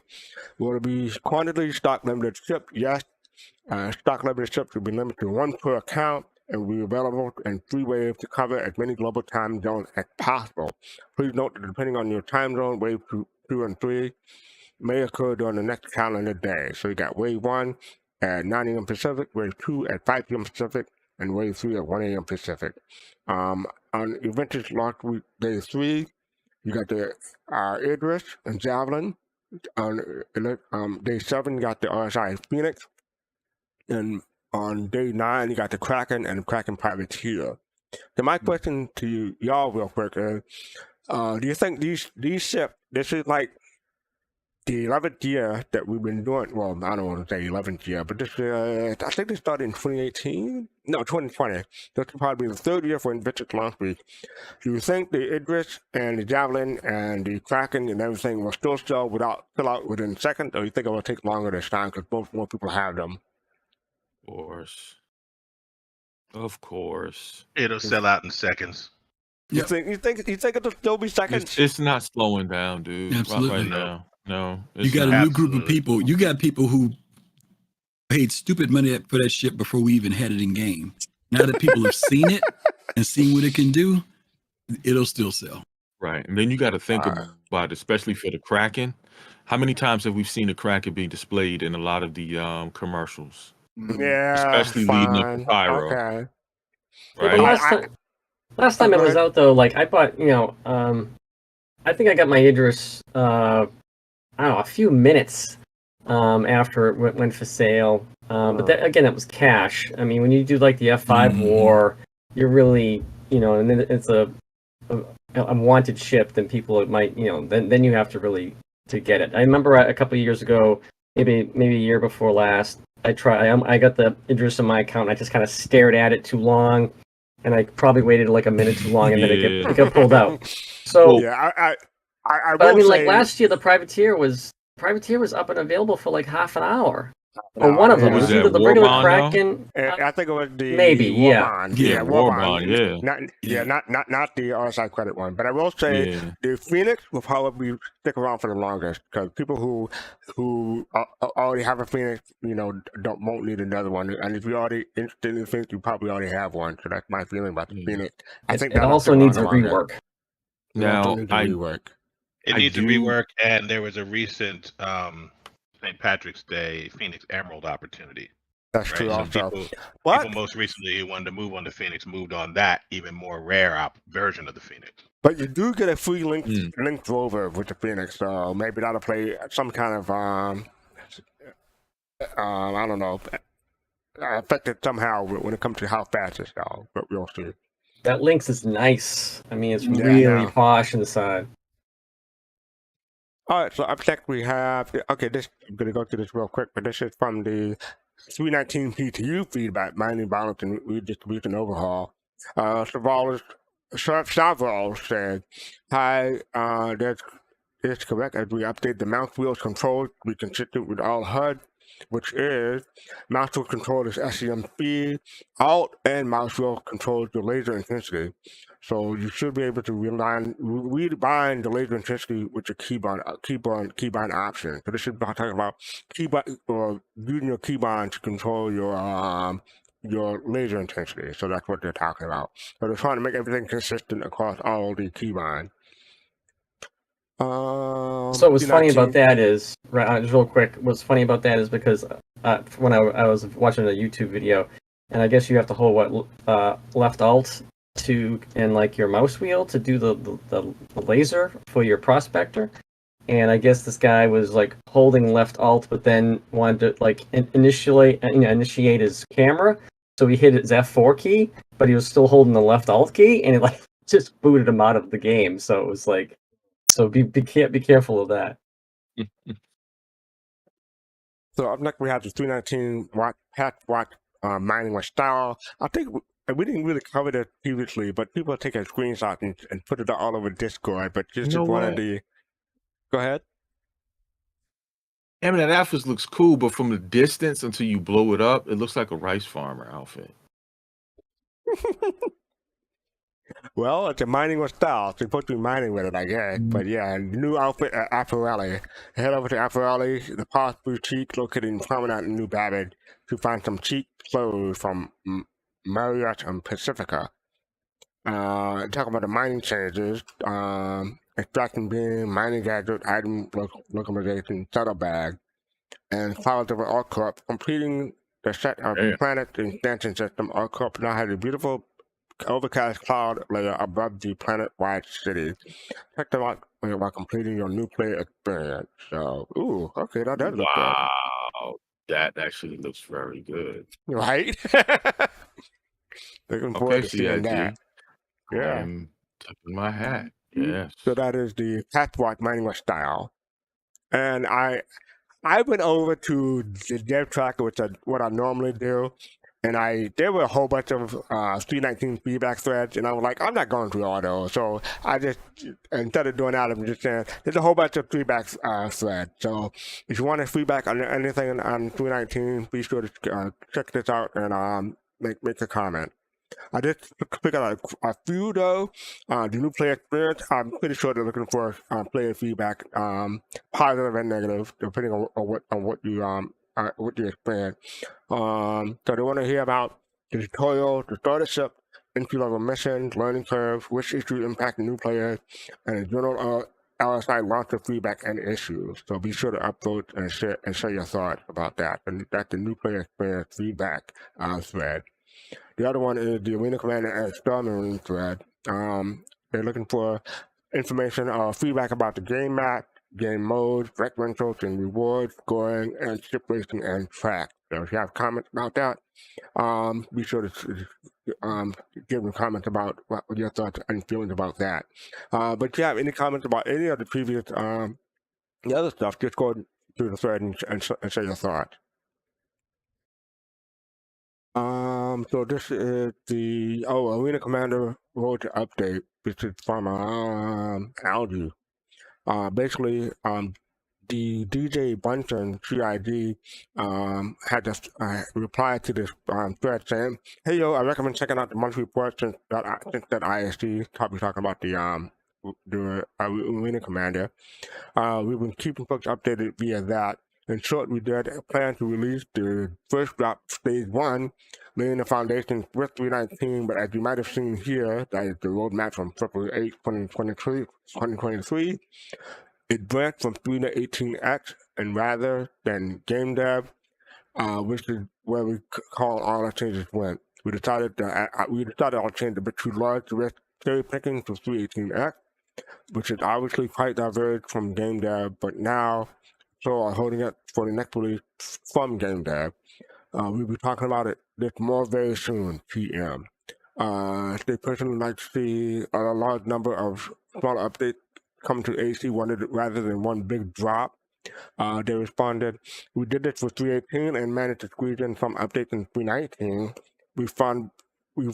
We've been focused on piloting up and getting some extra traits into stage 1 pack and with extra time. So I guess from that here on out, they'll be doing like smaller updates for the Arena Commander rather than big updates. So good to hear. That is about the Arena Commander. This is a real quick one. How can just real quick, fastcart. How do you think that fits into what we heard from Sean Tracy about the revamp of Arena Commander and Star Marine and everything? We had that. Remember that ISC that we had where he talked about that and showed the new faceplate and everything. The new faceplate. Oh yeah. They talk about the face. I mean, to be honest, BBG, I'm having trouble keeping track of who said what and what happens and when. But yeah. So if you remind me, you have thoughts about that? Well, I mean, when you hear about subsequently lighter or smaller iterations on Arena Commander, I'm like, is that because that bigger change is coming, or because it's delayed? Right? Could be. Well, what is it supposed to go to? Because I mean, they had the big one where they just they made it a lot better. It was a lot bigger, more expansive. So what do we expect it to grow into? It sounds like they're like kind of almost done with it, and they just want to do incremental updates now and then. That's what it sounds like to me. But what is it supposed to go into? I just recall. I don't know if anybody else recalls. I just recall Sean Tracy. There was a show. I remember the show, but I don't remember what was said specifically. Yeah, I don't either. But I remember that they showed a new front page, and they described the whole thing as a lot more integrated of an experience, right? And that there would be another setting for us to be flying around, and if I recall, another setting for us to fly around in an Arena Commander. So I'm just wondering if this is, and we could probably guess that the answer is probably both, right? Yeah, so, probably both. Yeah. Depending on what the change is and how much time they have to put into it, yeah. So Rec how I can earn it. DJ Bunton CIG. I just had one reply. Basically from Sleepyhead. He said yes, he's supposed to earn a rec from completing single player missions AC mode. Sometimes you get bugged and don't reward you anything. But DJ Bunton said this is unfortunately not the case. Single player is offline, i.e. no server involved, so we're unable to get reward rec from other things through it. Multiplayer online with a DGS, I guess that means the game server, is the only way to earn rec from all the Vandal Pirate Form completion reward. Now I don't know about any of all, but I have more rec than I know what to do with. Same. Yeah, so I don't see how people are having the issue with not having enough rec, but maybe they're renting too many stuff or trying to keep track of too many stuff. I'm not sure, but I never had an issue with not having enough rec. No one else? Anyone else? Or just me? And maybe if you're new, you're trying to figure it out. But I mean, I got all my rec from Star Marine back when it was, the larger maps. I got my I got all my rec from subscribing. I have so much rec, it's ridiculous. Right. I never use it. Ever. All right. So yeah, you're probably right. It's probably a new person talking about how to earn rec. So yeah, that didn't occur to me. So thank you for that. All right, we're almost to ISC. Sorry. This thread is called Game Mode for Professions and Mining and Salvaging. DJ Bunchen again. This is from 2 days ago. We definitely supported it for free flight. I think the question is mining and salvage. Okay. So right now we're addressing that we already had to have and refactor some core system, the drive arena commander, but the team is expressed interest in exploring and having this for a while. We've been forced by when Salvage first released and PU went down for a while. They're supposed to be surprised and excited to see players and went into free flight to practice salvaging until the PU service came back. It was a great sight to see. Hopefully, not too distant future, we'll see players jump into free flight and to quickly test practice these things risk-free. Slash Dog had a reply to that about the idea, and DJ Bunton replied, sorry, should have been more explicit since the OP mentioned things that we are considering as dedicated salvage and mining game mode. So that not going to have game mode specifically for salvage and mining. But our support for practicing, testing things outside of combat will be the expense of free flight to do things like you suggest, and the odd salvageable wreck spawn. To those, to be honest, players should already facilitate this, opening playable area to my planet and or adding mineable afterward. Somehow we will provide the landing pad for various shenanigans. So yeah, talk about various mining and salvaging, and there's not going to be a dedicated game mode for those.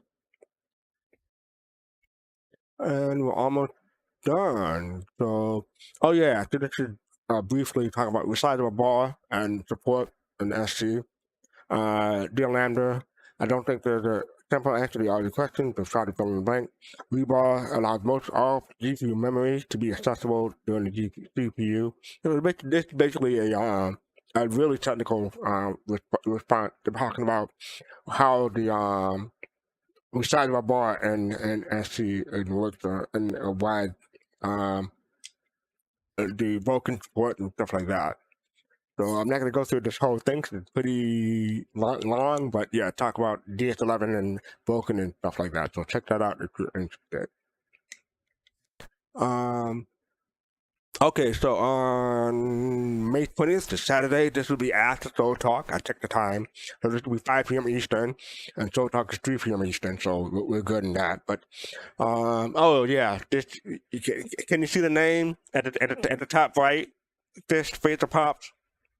Yeah. Can you pronounce you say it for me? Can you say it? Gabs. Lord, there you go.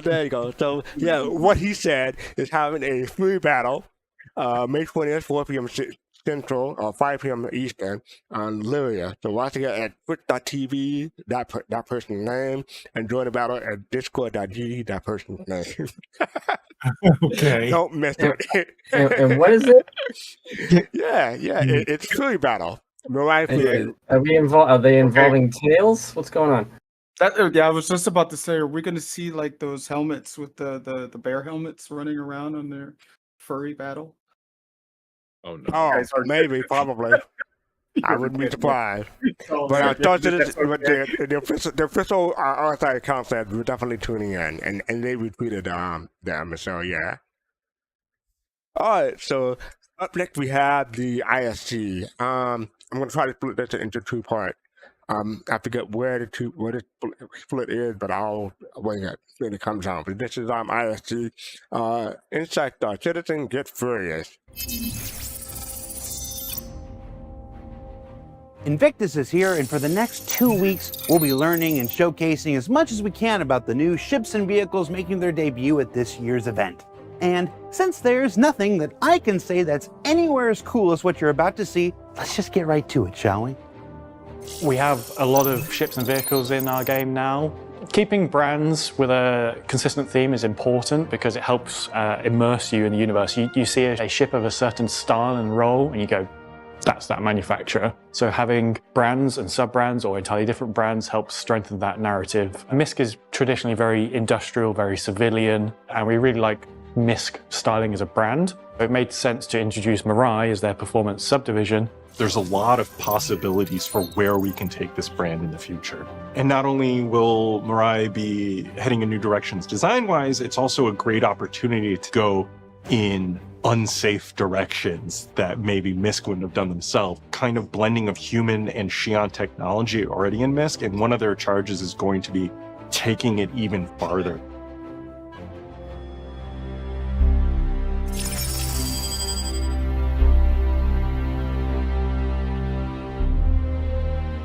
With the introduction of Mirai as a brand, this gave us the perfect opportunity to introduce a more military fighter to the lineup, and so we introduced the Mirai Fury. The Mirai Fury is extremely compact. It allows itself to fold up into as small a package as we could possibly make a ship of this classification. The Fury is a cockpit with some engines, some components, and some weapons strapped to it, to put it bluntly.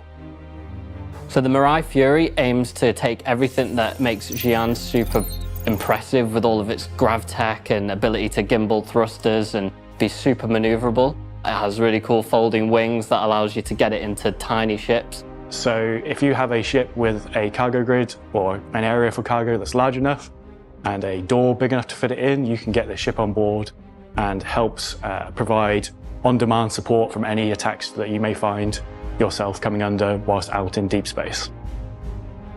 Some might look at this and say the Mirai Fury reminds them of another popular spacecraft. What would you say to that? I don't know what they're talking about.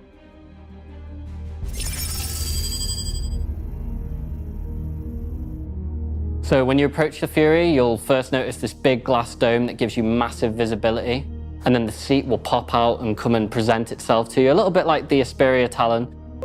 So you get to look at this massive glass canopy, which is super helpful for the pilot. And when it's in like its collapsed mode, you get to see all the different underneath parts of the wing with all like the no step on it, where the maintenance guys would have to step on. You've got the component bays coming out the side of the body.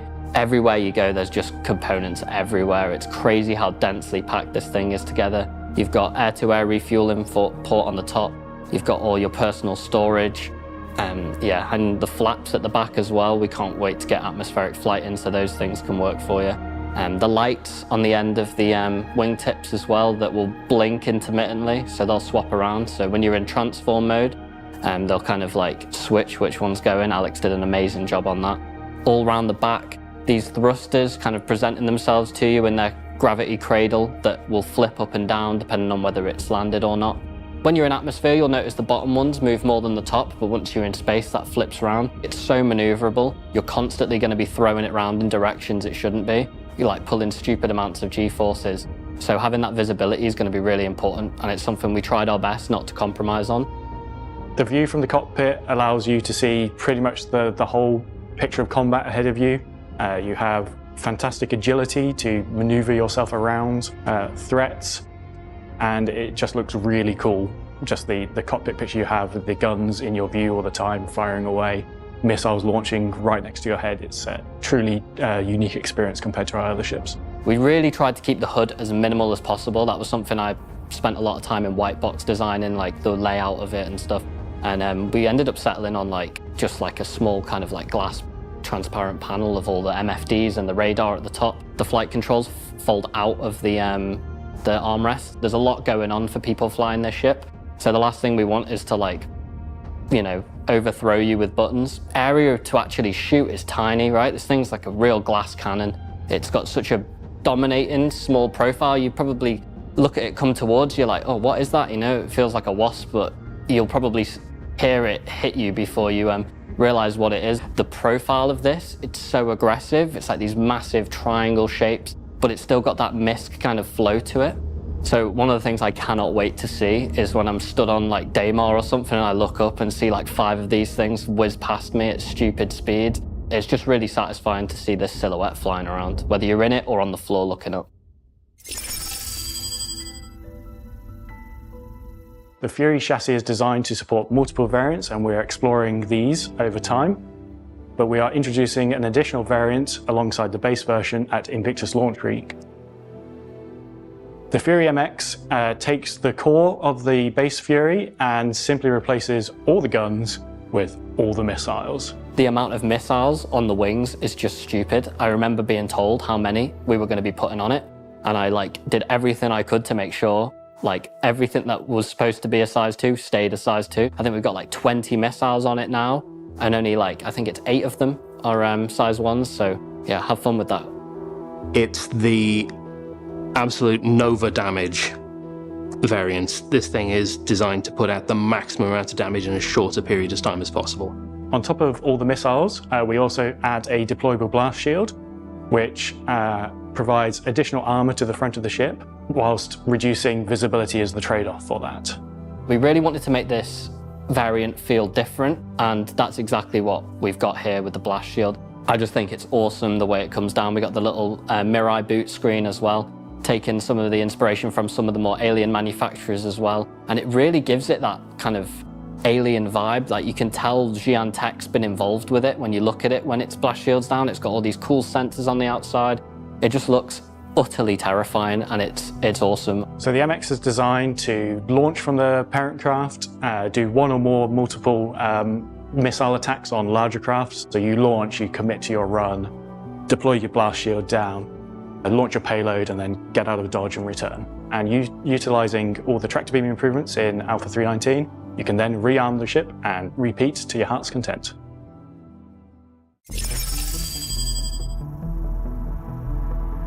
So the Fury is designed to compete against some of our most agile and capable fighters, such as the Arrow and the Gladius. It does that by being much more agile than those, as well as being a smaller form. It does have limitations there. It doesn't have a quantum drive, so its range is sort of limited around planetary bodies, and ideally it is carried within other ships. The Fury doesn't have a quantum drive because there's not room. If we tried to put a quantum drive in this thing, it would have doubled the size of it, and then it wouldn't have fit in as many ships as it can. It's more maneuverable, it's faster, it's more heavily armed, it's got everything going for it. My favorite thing about the Mirai Fury is definitely the thrusters. We've managed to get fully 180-degree rotating main thrusters, meaning that we don't have specific retros. This also means that it's got much more efficiency when it comes to turning and strafing and all sorts of flight maneuvers, because it can put its main thrust in pretty much whichever direction it needs to go. They are a great ship to bring along as a sort of defensive package to allow you to react to threats coming at you, or launch very short-range attacks on other ships. I imagine people who are using eye trackers, or they're really on it, looking around trying to see what's coming up. It's going to be super useful for them, because you're in dogfights constantly in this thing. Ideally, you would bring multiple of these, and because of their size, you can load quite a lot in quite a lot of our other ships. A lot of players and a lot of people like to bandy around the words pocket carrier. Well, this is the ship for the pocket carrier. This is the ship that will fill the pocket carrier. It's the pocket fighter. In a fleet engagement, the Fury sort of takes on that very typical sci-fi trope of the larger fleet engagement starts, a ship opens its doors, and all these fighters pour out of it. It is so small and compact that really bringing lots of them is no disadvantage to yourself. You just launch them all out of the ship and they just cause merry havoc. I really want aircraft carrier vibes off this thing, and at events like Xenothreat or Jump Town, you'll just be sat on the ground looking up, defending it, and see this kind of normal sized ship coming towards you, and you think, oh, we can deal with that. And then just Furies come flying from all directions at you, and you just don't know where to shoot. And all your ground to air defenses are stretched because there's so many small targets fleeting around you. I just can't wait to see what the community does with this ship. This ship has a big place in my heart as it's the first vehicle I've worked on here at CIG. I had so much fun designing like all the intricate details and how it would fold away and how it would all transform when it's in deployed mode, and I was so like impressed and amazed by how everyone from all the different departments brought it together. So it was like this massive moving, everything just seems to be moving constantly when you fly it around, and it really feels like it's alive almost, and it's really satisfying to just see how it comes over, and I can't wait to work on more ships that give me that feeling. And hopefully everyone is excited about the Fury as we are internally. It's been probably one of the most favoured ships internally during its development. Then we'll look at doing some more variants in the future. So what did we learn this week? Well, we learned Mirai is making one heck of a first impression with the new Fury, that there are 2 variants making their debut at this year's event, and that good things sometimes do come in small packages. And that if there ever was a ship that punched above its weight class, this would pretty much be the one. I said the thing. Now, don't forget that Invictus launch week starts proper tomorrow, with all the festivities you're used to returning alongside with it. How many F8 Lightnings are going to be stolen this year? We really want to know. Well, I mean, because I definitely don't have anything wagered in that office pool that we definitely don't have going. And of course, enjoy the improved new player experience, lore build, tractor beam improvements, mining updates, new missions, and everything else the recently released Alpha 319 has to offer. For Inside Star Citizen, I'm Jared Huckabee. Thanks for exploring the process of game development with us, and we'll see you all here next week.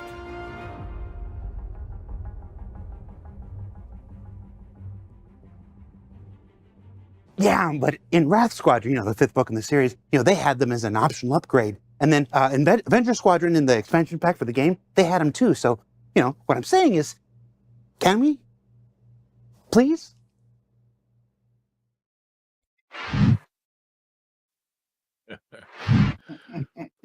Gotta love Jared.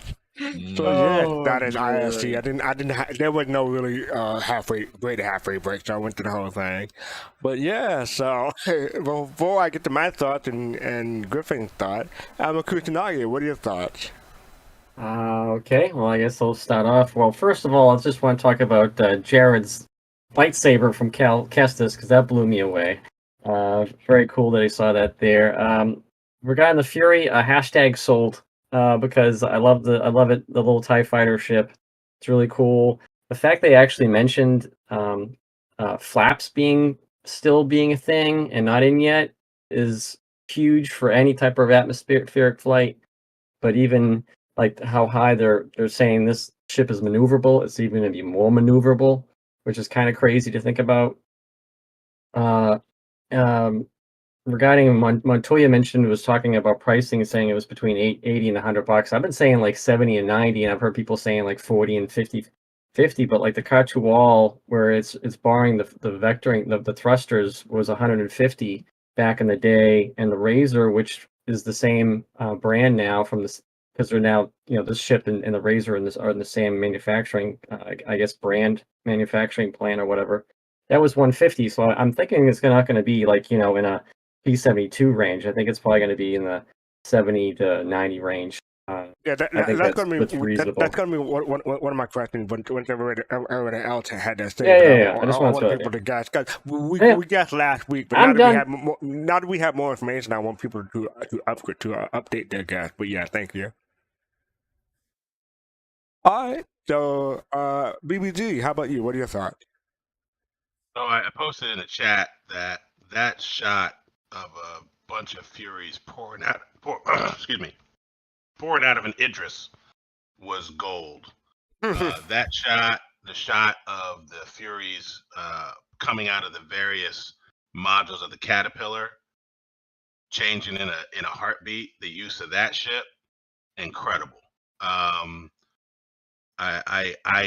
was not thinking about this ship before this video, and now in typical CIG fashion, it's on my mind, in part because of the detail that's been put into the development of the ship. When they talked about the lower main thrusters functioning in atmosphere, and then the upper main thrusters doing certain things in space, that the lighting would reflect how you were manipulating To Admiral Kusanagi's point, the return to flaps, the way that the modules are laid out inside the ship, you know, it's another iteration on the level of detail that we're getting in this game. The blast shield for me might have taken me over the edge. I'm definitely going to test it. I'm going to test it at Invictus.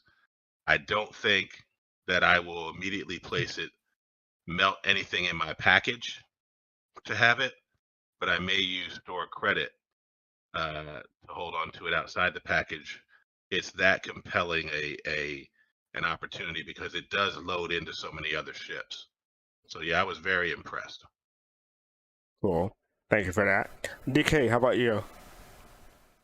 Yeah, I'm kind of with you on this, BBG, and this CIG marketing at its best, but it's also, it kind of hits a feel. I love, obviously Star Wars franchise and whatnot, but there's just something unique about that ship in general. And we'll get to the pricing later because, like you said, it's all over the place with everybody's thoughts on what it's going to cost.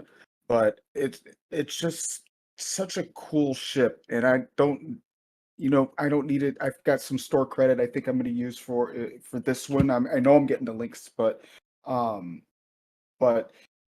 don't need the LTI because it's not going to be a token for anything. It's just purely because it's cool.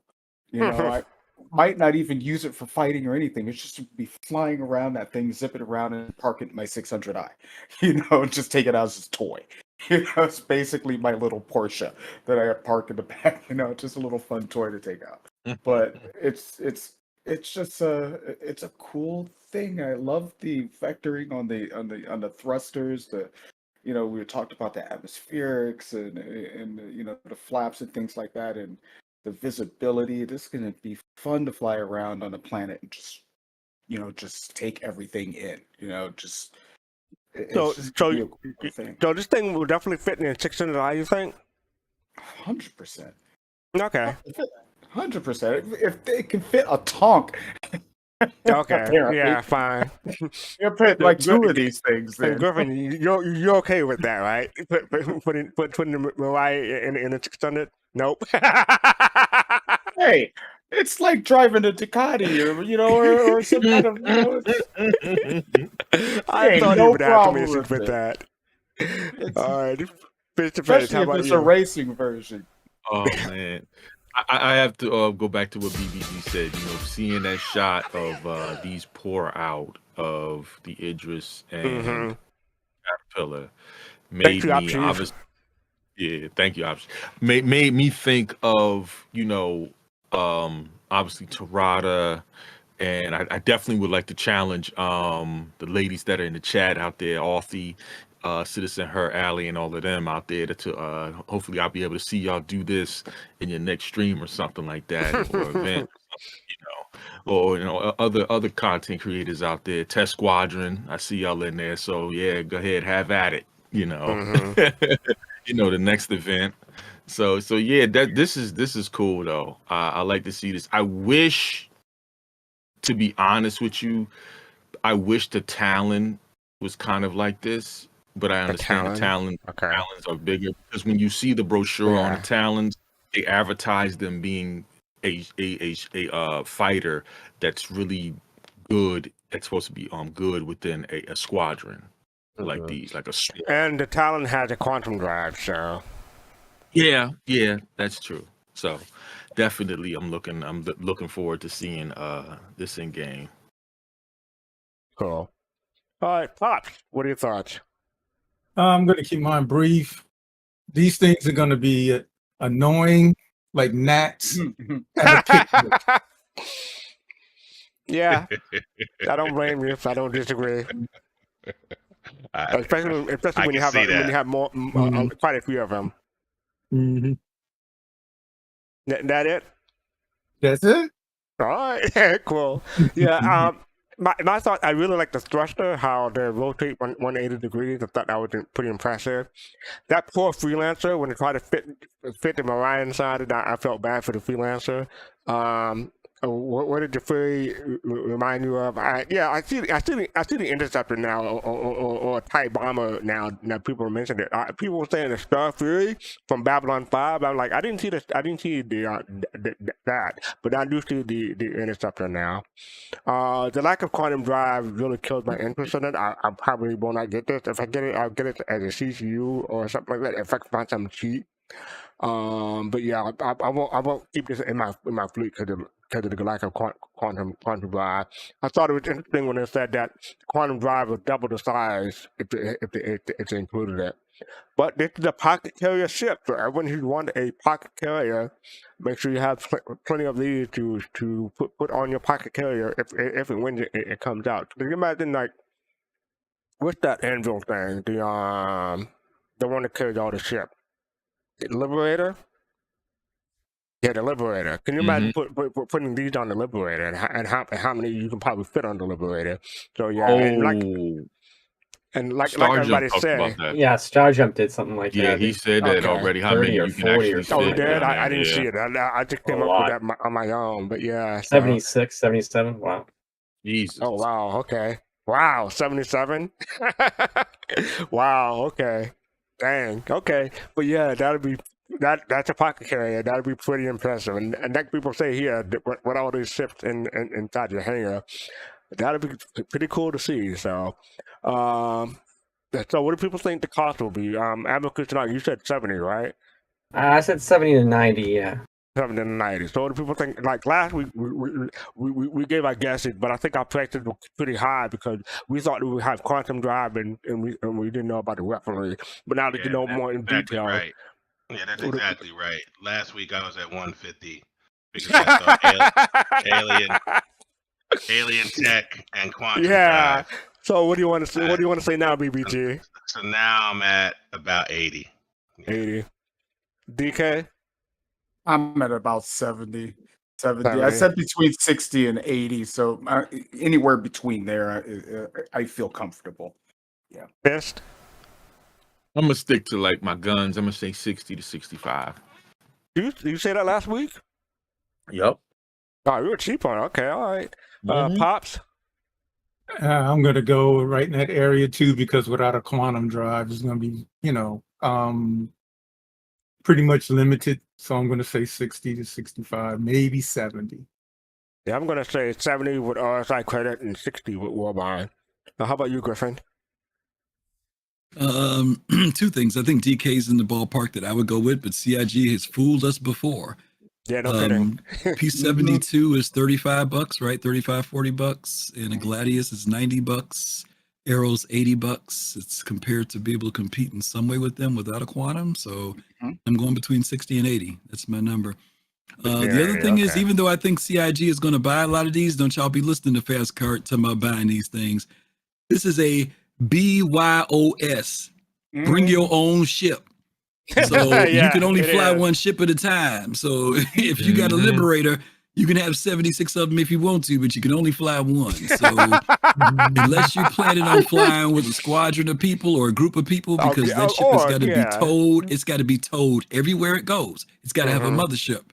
Then think about it. Don't get too excited about the ship if you don't have a plan for using it. Or like fastcart said, if you're not in the org or the group of people, because soloing this ship, they mentioned it. It's either going to be orbital, planetary, or something like that. Or you've towed it in the back of your ship. And if you towed it into the back of your ship, you got to leave your ship to get in this ship. So just keep that in mind. Oh, plus the most important position in a Liberator, if you got 76 of these on there, is the pilot of the Liberator. Because you're about to take 76 ships out if you don't know what you're doing. First off the ship, that's how many you can put on there. You also got to put 76 people on that sucker. People on there too, yeah. Grim just did that for the sake of fun. But even if you put 20 of them on there, 20 people, just be aware that, you're stranded if something happens to that Liberator. You know what you're going to do. If you're a planetary body, you're going to be sitting out in space till somebody picks you up. So just be aware of what this ship is for. It's very easy to get caught up in this. I think they're going to sell a zillion of them personally. Yeah, me too. But I'm just saying, make sure you're being conscious of why you're buying this ship. I think they'll probably sell more links than this ship, but I may be wrong about that. I don't know about that. No way. I don't know about that. You think it'll sell more Fury than Lynx? Unless the Lynx has a nuclear rate laser beam on it, you're gonna sell more of these. I think the Lynx will probably cost half as much.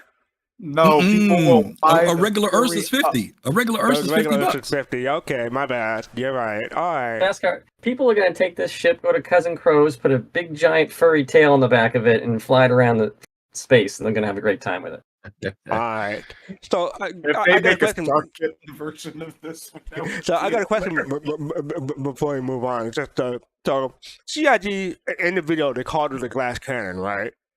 So do you think it'd be fair to call this the Glass and the Furious? Okay, we can leave that alone. All right. We'll leave that alone. Jesus. And with that, that's my 100 joke for the 100th episode. You know we couldn't get away from that. Too late, Bonsai. Too late. All right. So up next we have a special video. I guess Machinima. And this is from New Soul. They just put it out today. So do a quick announcement that we're going to be doing a giveaway real quick, so everybody will know. Yeah, it's going to do that too. Yeah. So you want to talk about the giveaway real quick? You can. I was just saying, just do it before we start the Machinima. That's all. Okay, so yeah, before we start the Machinima, I was just saying we are having a giveaway. We're giving away. So this is the 100th episode. They didn't put out a Mariah a pre-sale today. So instead of doing that, this is the 100th episode. We're giving away a $100 gift card from RSI. So I don't know how you want to handle. You want to put it a keyword? That one. It's already running, and the keyword is !100. So if you're interested in getting a $100 gift card, !100, and we'll do that after we get through with the Machinima. And by the way, people who are part of Soul Citizens are not eligible. Okay, go map. Just looking at you. All right, just making sure. So yeah. So while we're doing that, New Soul, you want to talk about your video that we have coming up? Sure. Not to give too much away. Basically, this is a trailer for our upcoming project, Pyro, which features a group of fierce ladies of the community, as well as special guests of the community. We definitely would like to give a big special shout out to Ender from Star Jump for lending his vocal talents for narration in this, and like to hear it go. And thank you for the follow. And I'm gonna put the community hub link as soon as we start playing the video. But here we go for the video. Fastcart, stand by 1 second for me, please. Oh, sorry. For some reason, the giveaway did not want to log. The bot was doing something dumb. So guys, if you did put an ! Please do me a favor and do it. Hang on, stand by. Stand by. Okay, now go ahead and put in ! 100. Okay, now they're loading. No! Thank you. ! 100 if you're interested in the gift card. Okay, thanks, guys.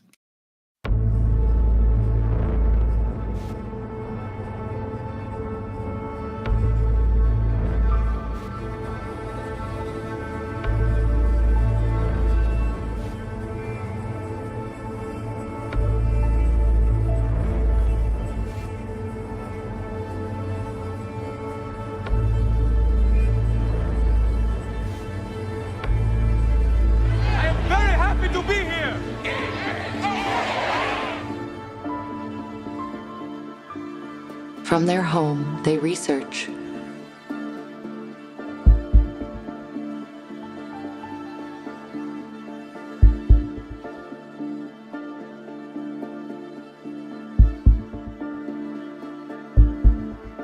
Relax.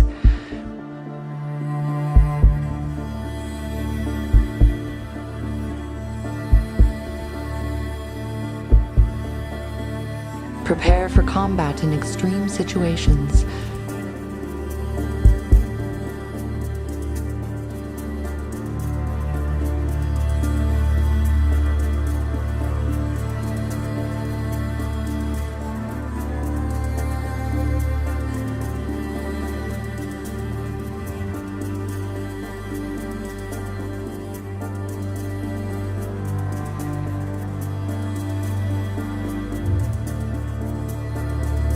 gracefulness.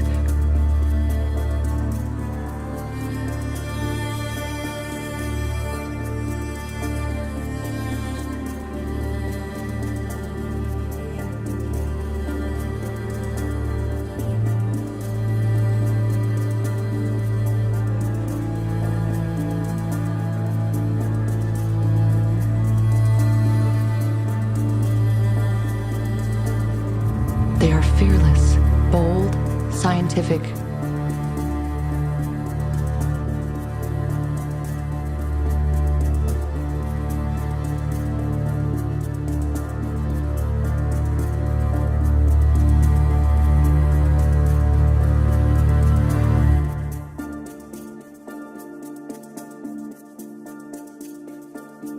Courage.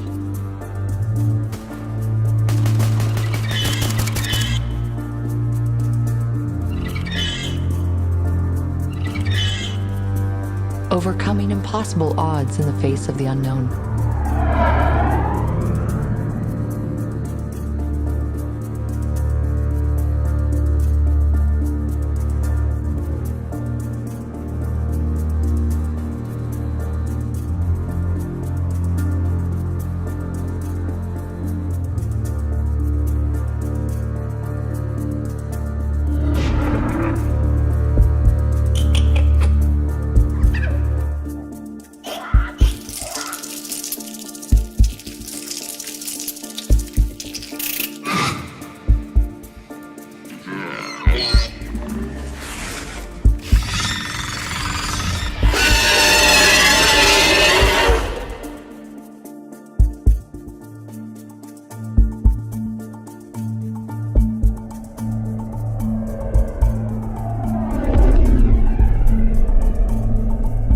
They prepare, train, and answer to the Verse's profound calls. I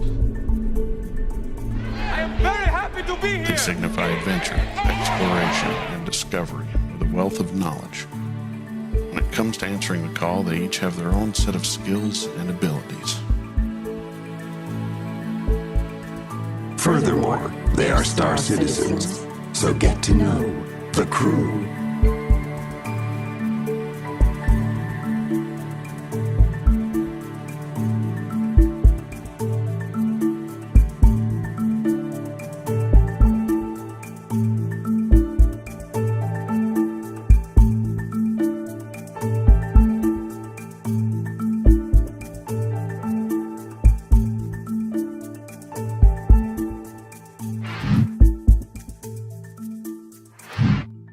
Yeah, I'm with Op Chief. I think we should rename this to FG's Angels.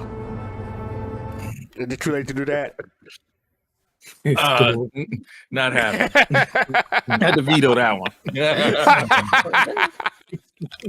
Aww, but it's my 100th episode, gang. So yeah, that is the trailer for the crew, and you said it's going to be called Pyro. For the base. We are going to be doing a pyro. We're in production right now, doing a pyro project with these lovely ladies, as well as special guests from the community. We don't want to give too much away, but yeah, it's going to be based around pyro. And everything. Yeah, I think we all had the similar reaction and similar time when that creature came up. We all said, "Nope." Yeah, I know. But listen, look, everything that we put in there, these ladies are going to face. It's not just going to be pyro that they're going to go into. There's going to be other projects that these ladies are going to face. Okay. So be on the lookout. Be on the lookout. Cool. And that the monster was just for Griff. I ain't scared of monsters. They don't bother me. Oh yeah, but we got something for you though. We got something for you. So yeah, what is this thing? That dragon thing? The dragon, yeah. Oh, the dragon. I put it in there. It was a karate thing, and I had it. And I bought them, and I was gonna use them, and I used them. Oh, that's funny. You just have to find a way, right? Yeah, you have to find a way to do sure it. Did. I just have to say hats off to you all. That is some spectacular work. Absolutely. You guys have put so much, and I see how much time. I see y'all in Discord, how much time y'all are putting into this. Is incredible. Yeah, every time I ask how you're doing, they're This is- saying, oh, we're busy working on the thing. Right. Working on a thing. Yeah, you worked on a thing. I Yeah. can't wait to see where this goes. This is incredible, Well, y'all. You got to we watch hope it to- multiple times to peep all the detail. Yeah. Right. Yeah. Like every time you go back, I you mean, get something else. look at this. Look at this crap. I just want to do a shout out. Is that a whip to crab or what is that? Or is that or is that a basilisk? an arachnid boss. Oh, what were we gonna say, Pops? Now, I just want to do a shout out to some beautiful, wonderful people, and I am so glad to know them. And they are strong, lovely people.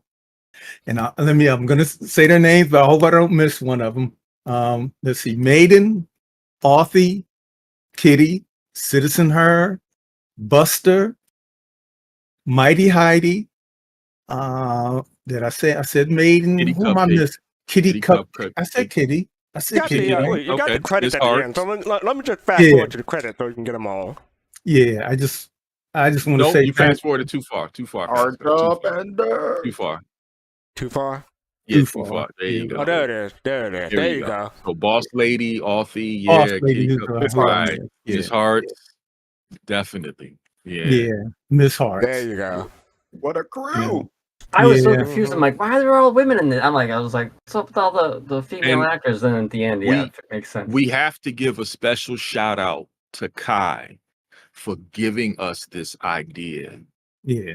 He was the one who said, because we came to him about, doing a project, and he said, why don't y'all do an all-female crew? So we have to definitely give him a big ups, big ups to Kai from Black Sky Cool. Legion. It's so cool. All right, so yeah, that is the true trailer from New Soul. Gonna put the link in for the community hub link in chat again, so people can go ahead and upvote that and check it out on YouTube when you get a chance. So yeah, thank you for that, and thank you for premiering it on the 100th episode of Soul Talk. Appreciate it. Appreciate it. So yeah, that is the crew thing. All right, so I guess that's it. Oh yeah, no, before I forget. Giveaway. Giveaway. You all set? All right, everybody. Exclamation point 100, the number 100. Somebody put the whole phrase in 100. I think they were just playing around. I hope so. Maybe he was covering his bases. I don't know. All right. Yeah, that's true.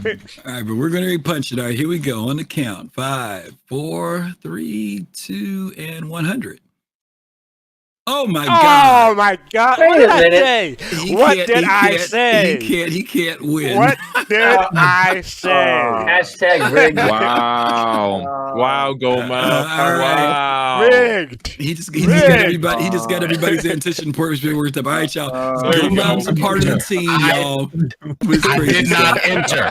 I did not enter. I said I didn't put it in. I didn't put exclamation point 100 in there. I said exclamation point. Let me enter. The system is broken. I didn't put it in there. Okay, it's no problem. All right, we're gonna do it one more time, gang. All right. Exclamation point 100, please. Exclamation point and the number 100. I can re-roll. Yeah. I can re-roll it. All right, don't worry Thank you about for the it. follow. Yep. Here we go once again. 3, 2, 100. Marzipan. All right. Yay. Marzipan, are you there? Congrats, Marzipan. Yeah. Congratulations Congrats. if you are still there. Where's Marzipan? Come on, Marzipan. There it is. Oh my we go. God. 100 RSI gift card to Marzipan. Marzipan, in Discord, just send me your RSI email address in Discord, please. Just DM me, and we'll get that to you as soon as possible. Thank you. And Marzipan, with that $100 gift card, you can buy each one of us a Fury. Not $50. Gomap keeps saying he did not enter. Did he? His name came up. Look at It entries. might have went in. It might have went in when I was resetting it at the beginning because it was blank, so it might have just came in because of that. So we're okay. And I didn't even do it after the reset. I didn't even put any. I didn't even type anything in after the reset. That's what I'm saying. It probably was beforehand. It's okay. Hey, listen, none of y'all listened to that GoMap earlier, was compiling some stuff, code, and all of that. I think he was tapping into the hack, so he knew. Yeah, no, I'm just playing. All right, guys. So congrats to Marzipan. And up next, we have Podsat. There's a show this Saturday, right, Griffin? Mm-hmm. Okay, so yeah, we're having Soul Voices. I'm gonna say Soul Talk. Soul Voices on Saturday, 3 p.m. Eastern, 7 p.m. UTC. That's where we talk to our citizens, members of the community. It's more of a one-on-one conversation where we cover Spectrum and Reddit, and sometimes something from the industry in general. But yeah, it's more of a one-on-one conversation. You come in, talk to Griff, and say your ideas and thoughts. So that is Saturday, 3 p.m. Eastern, 7 p.m. UTC. And that is part of Podsat, or Podcast Saturday.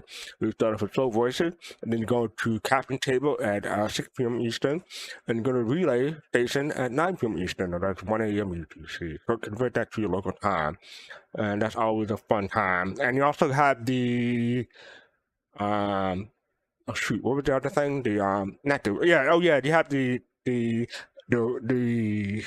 Fury Battle thing with Miss Gabs, right? Miss Gabs, did I get it right that time? Yeah, you got it right that time.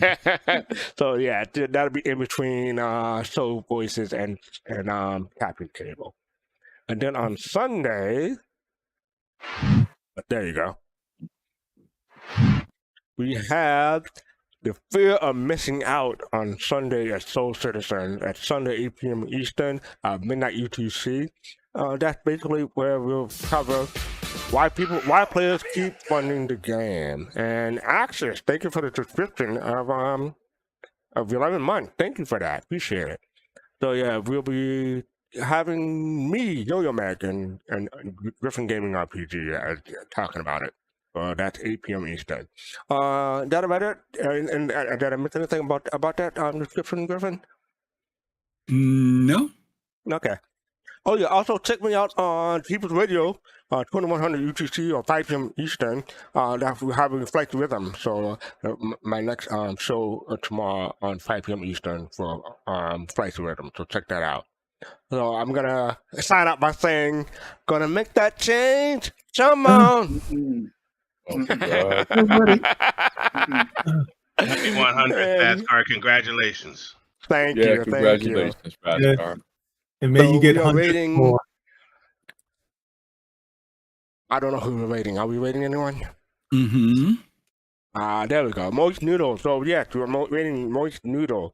So send him her love and tell him that you came from Soul Citizen. And with that, peace, love, and soul. Take care, everybody. Take care, everybody.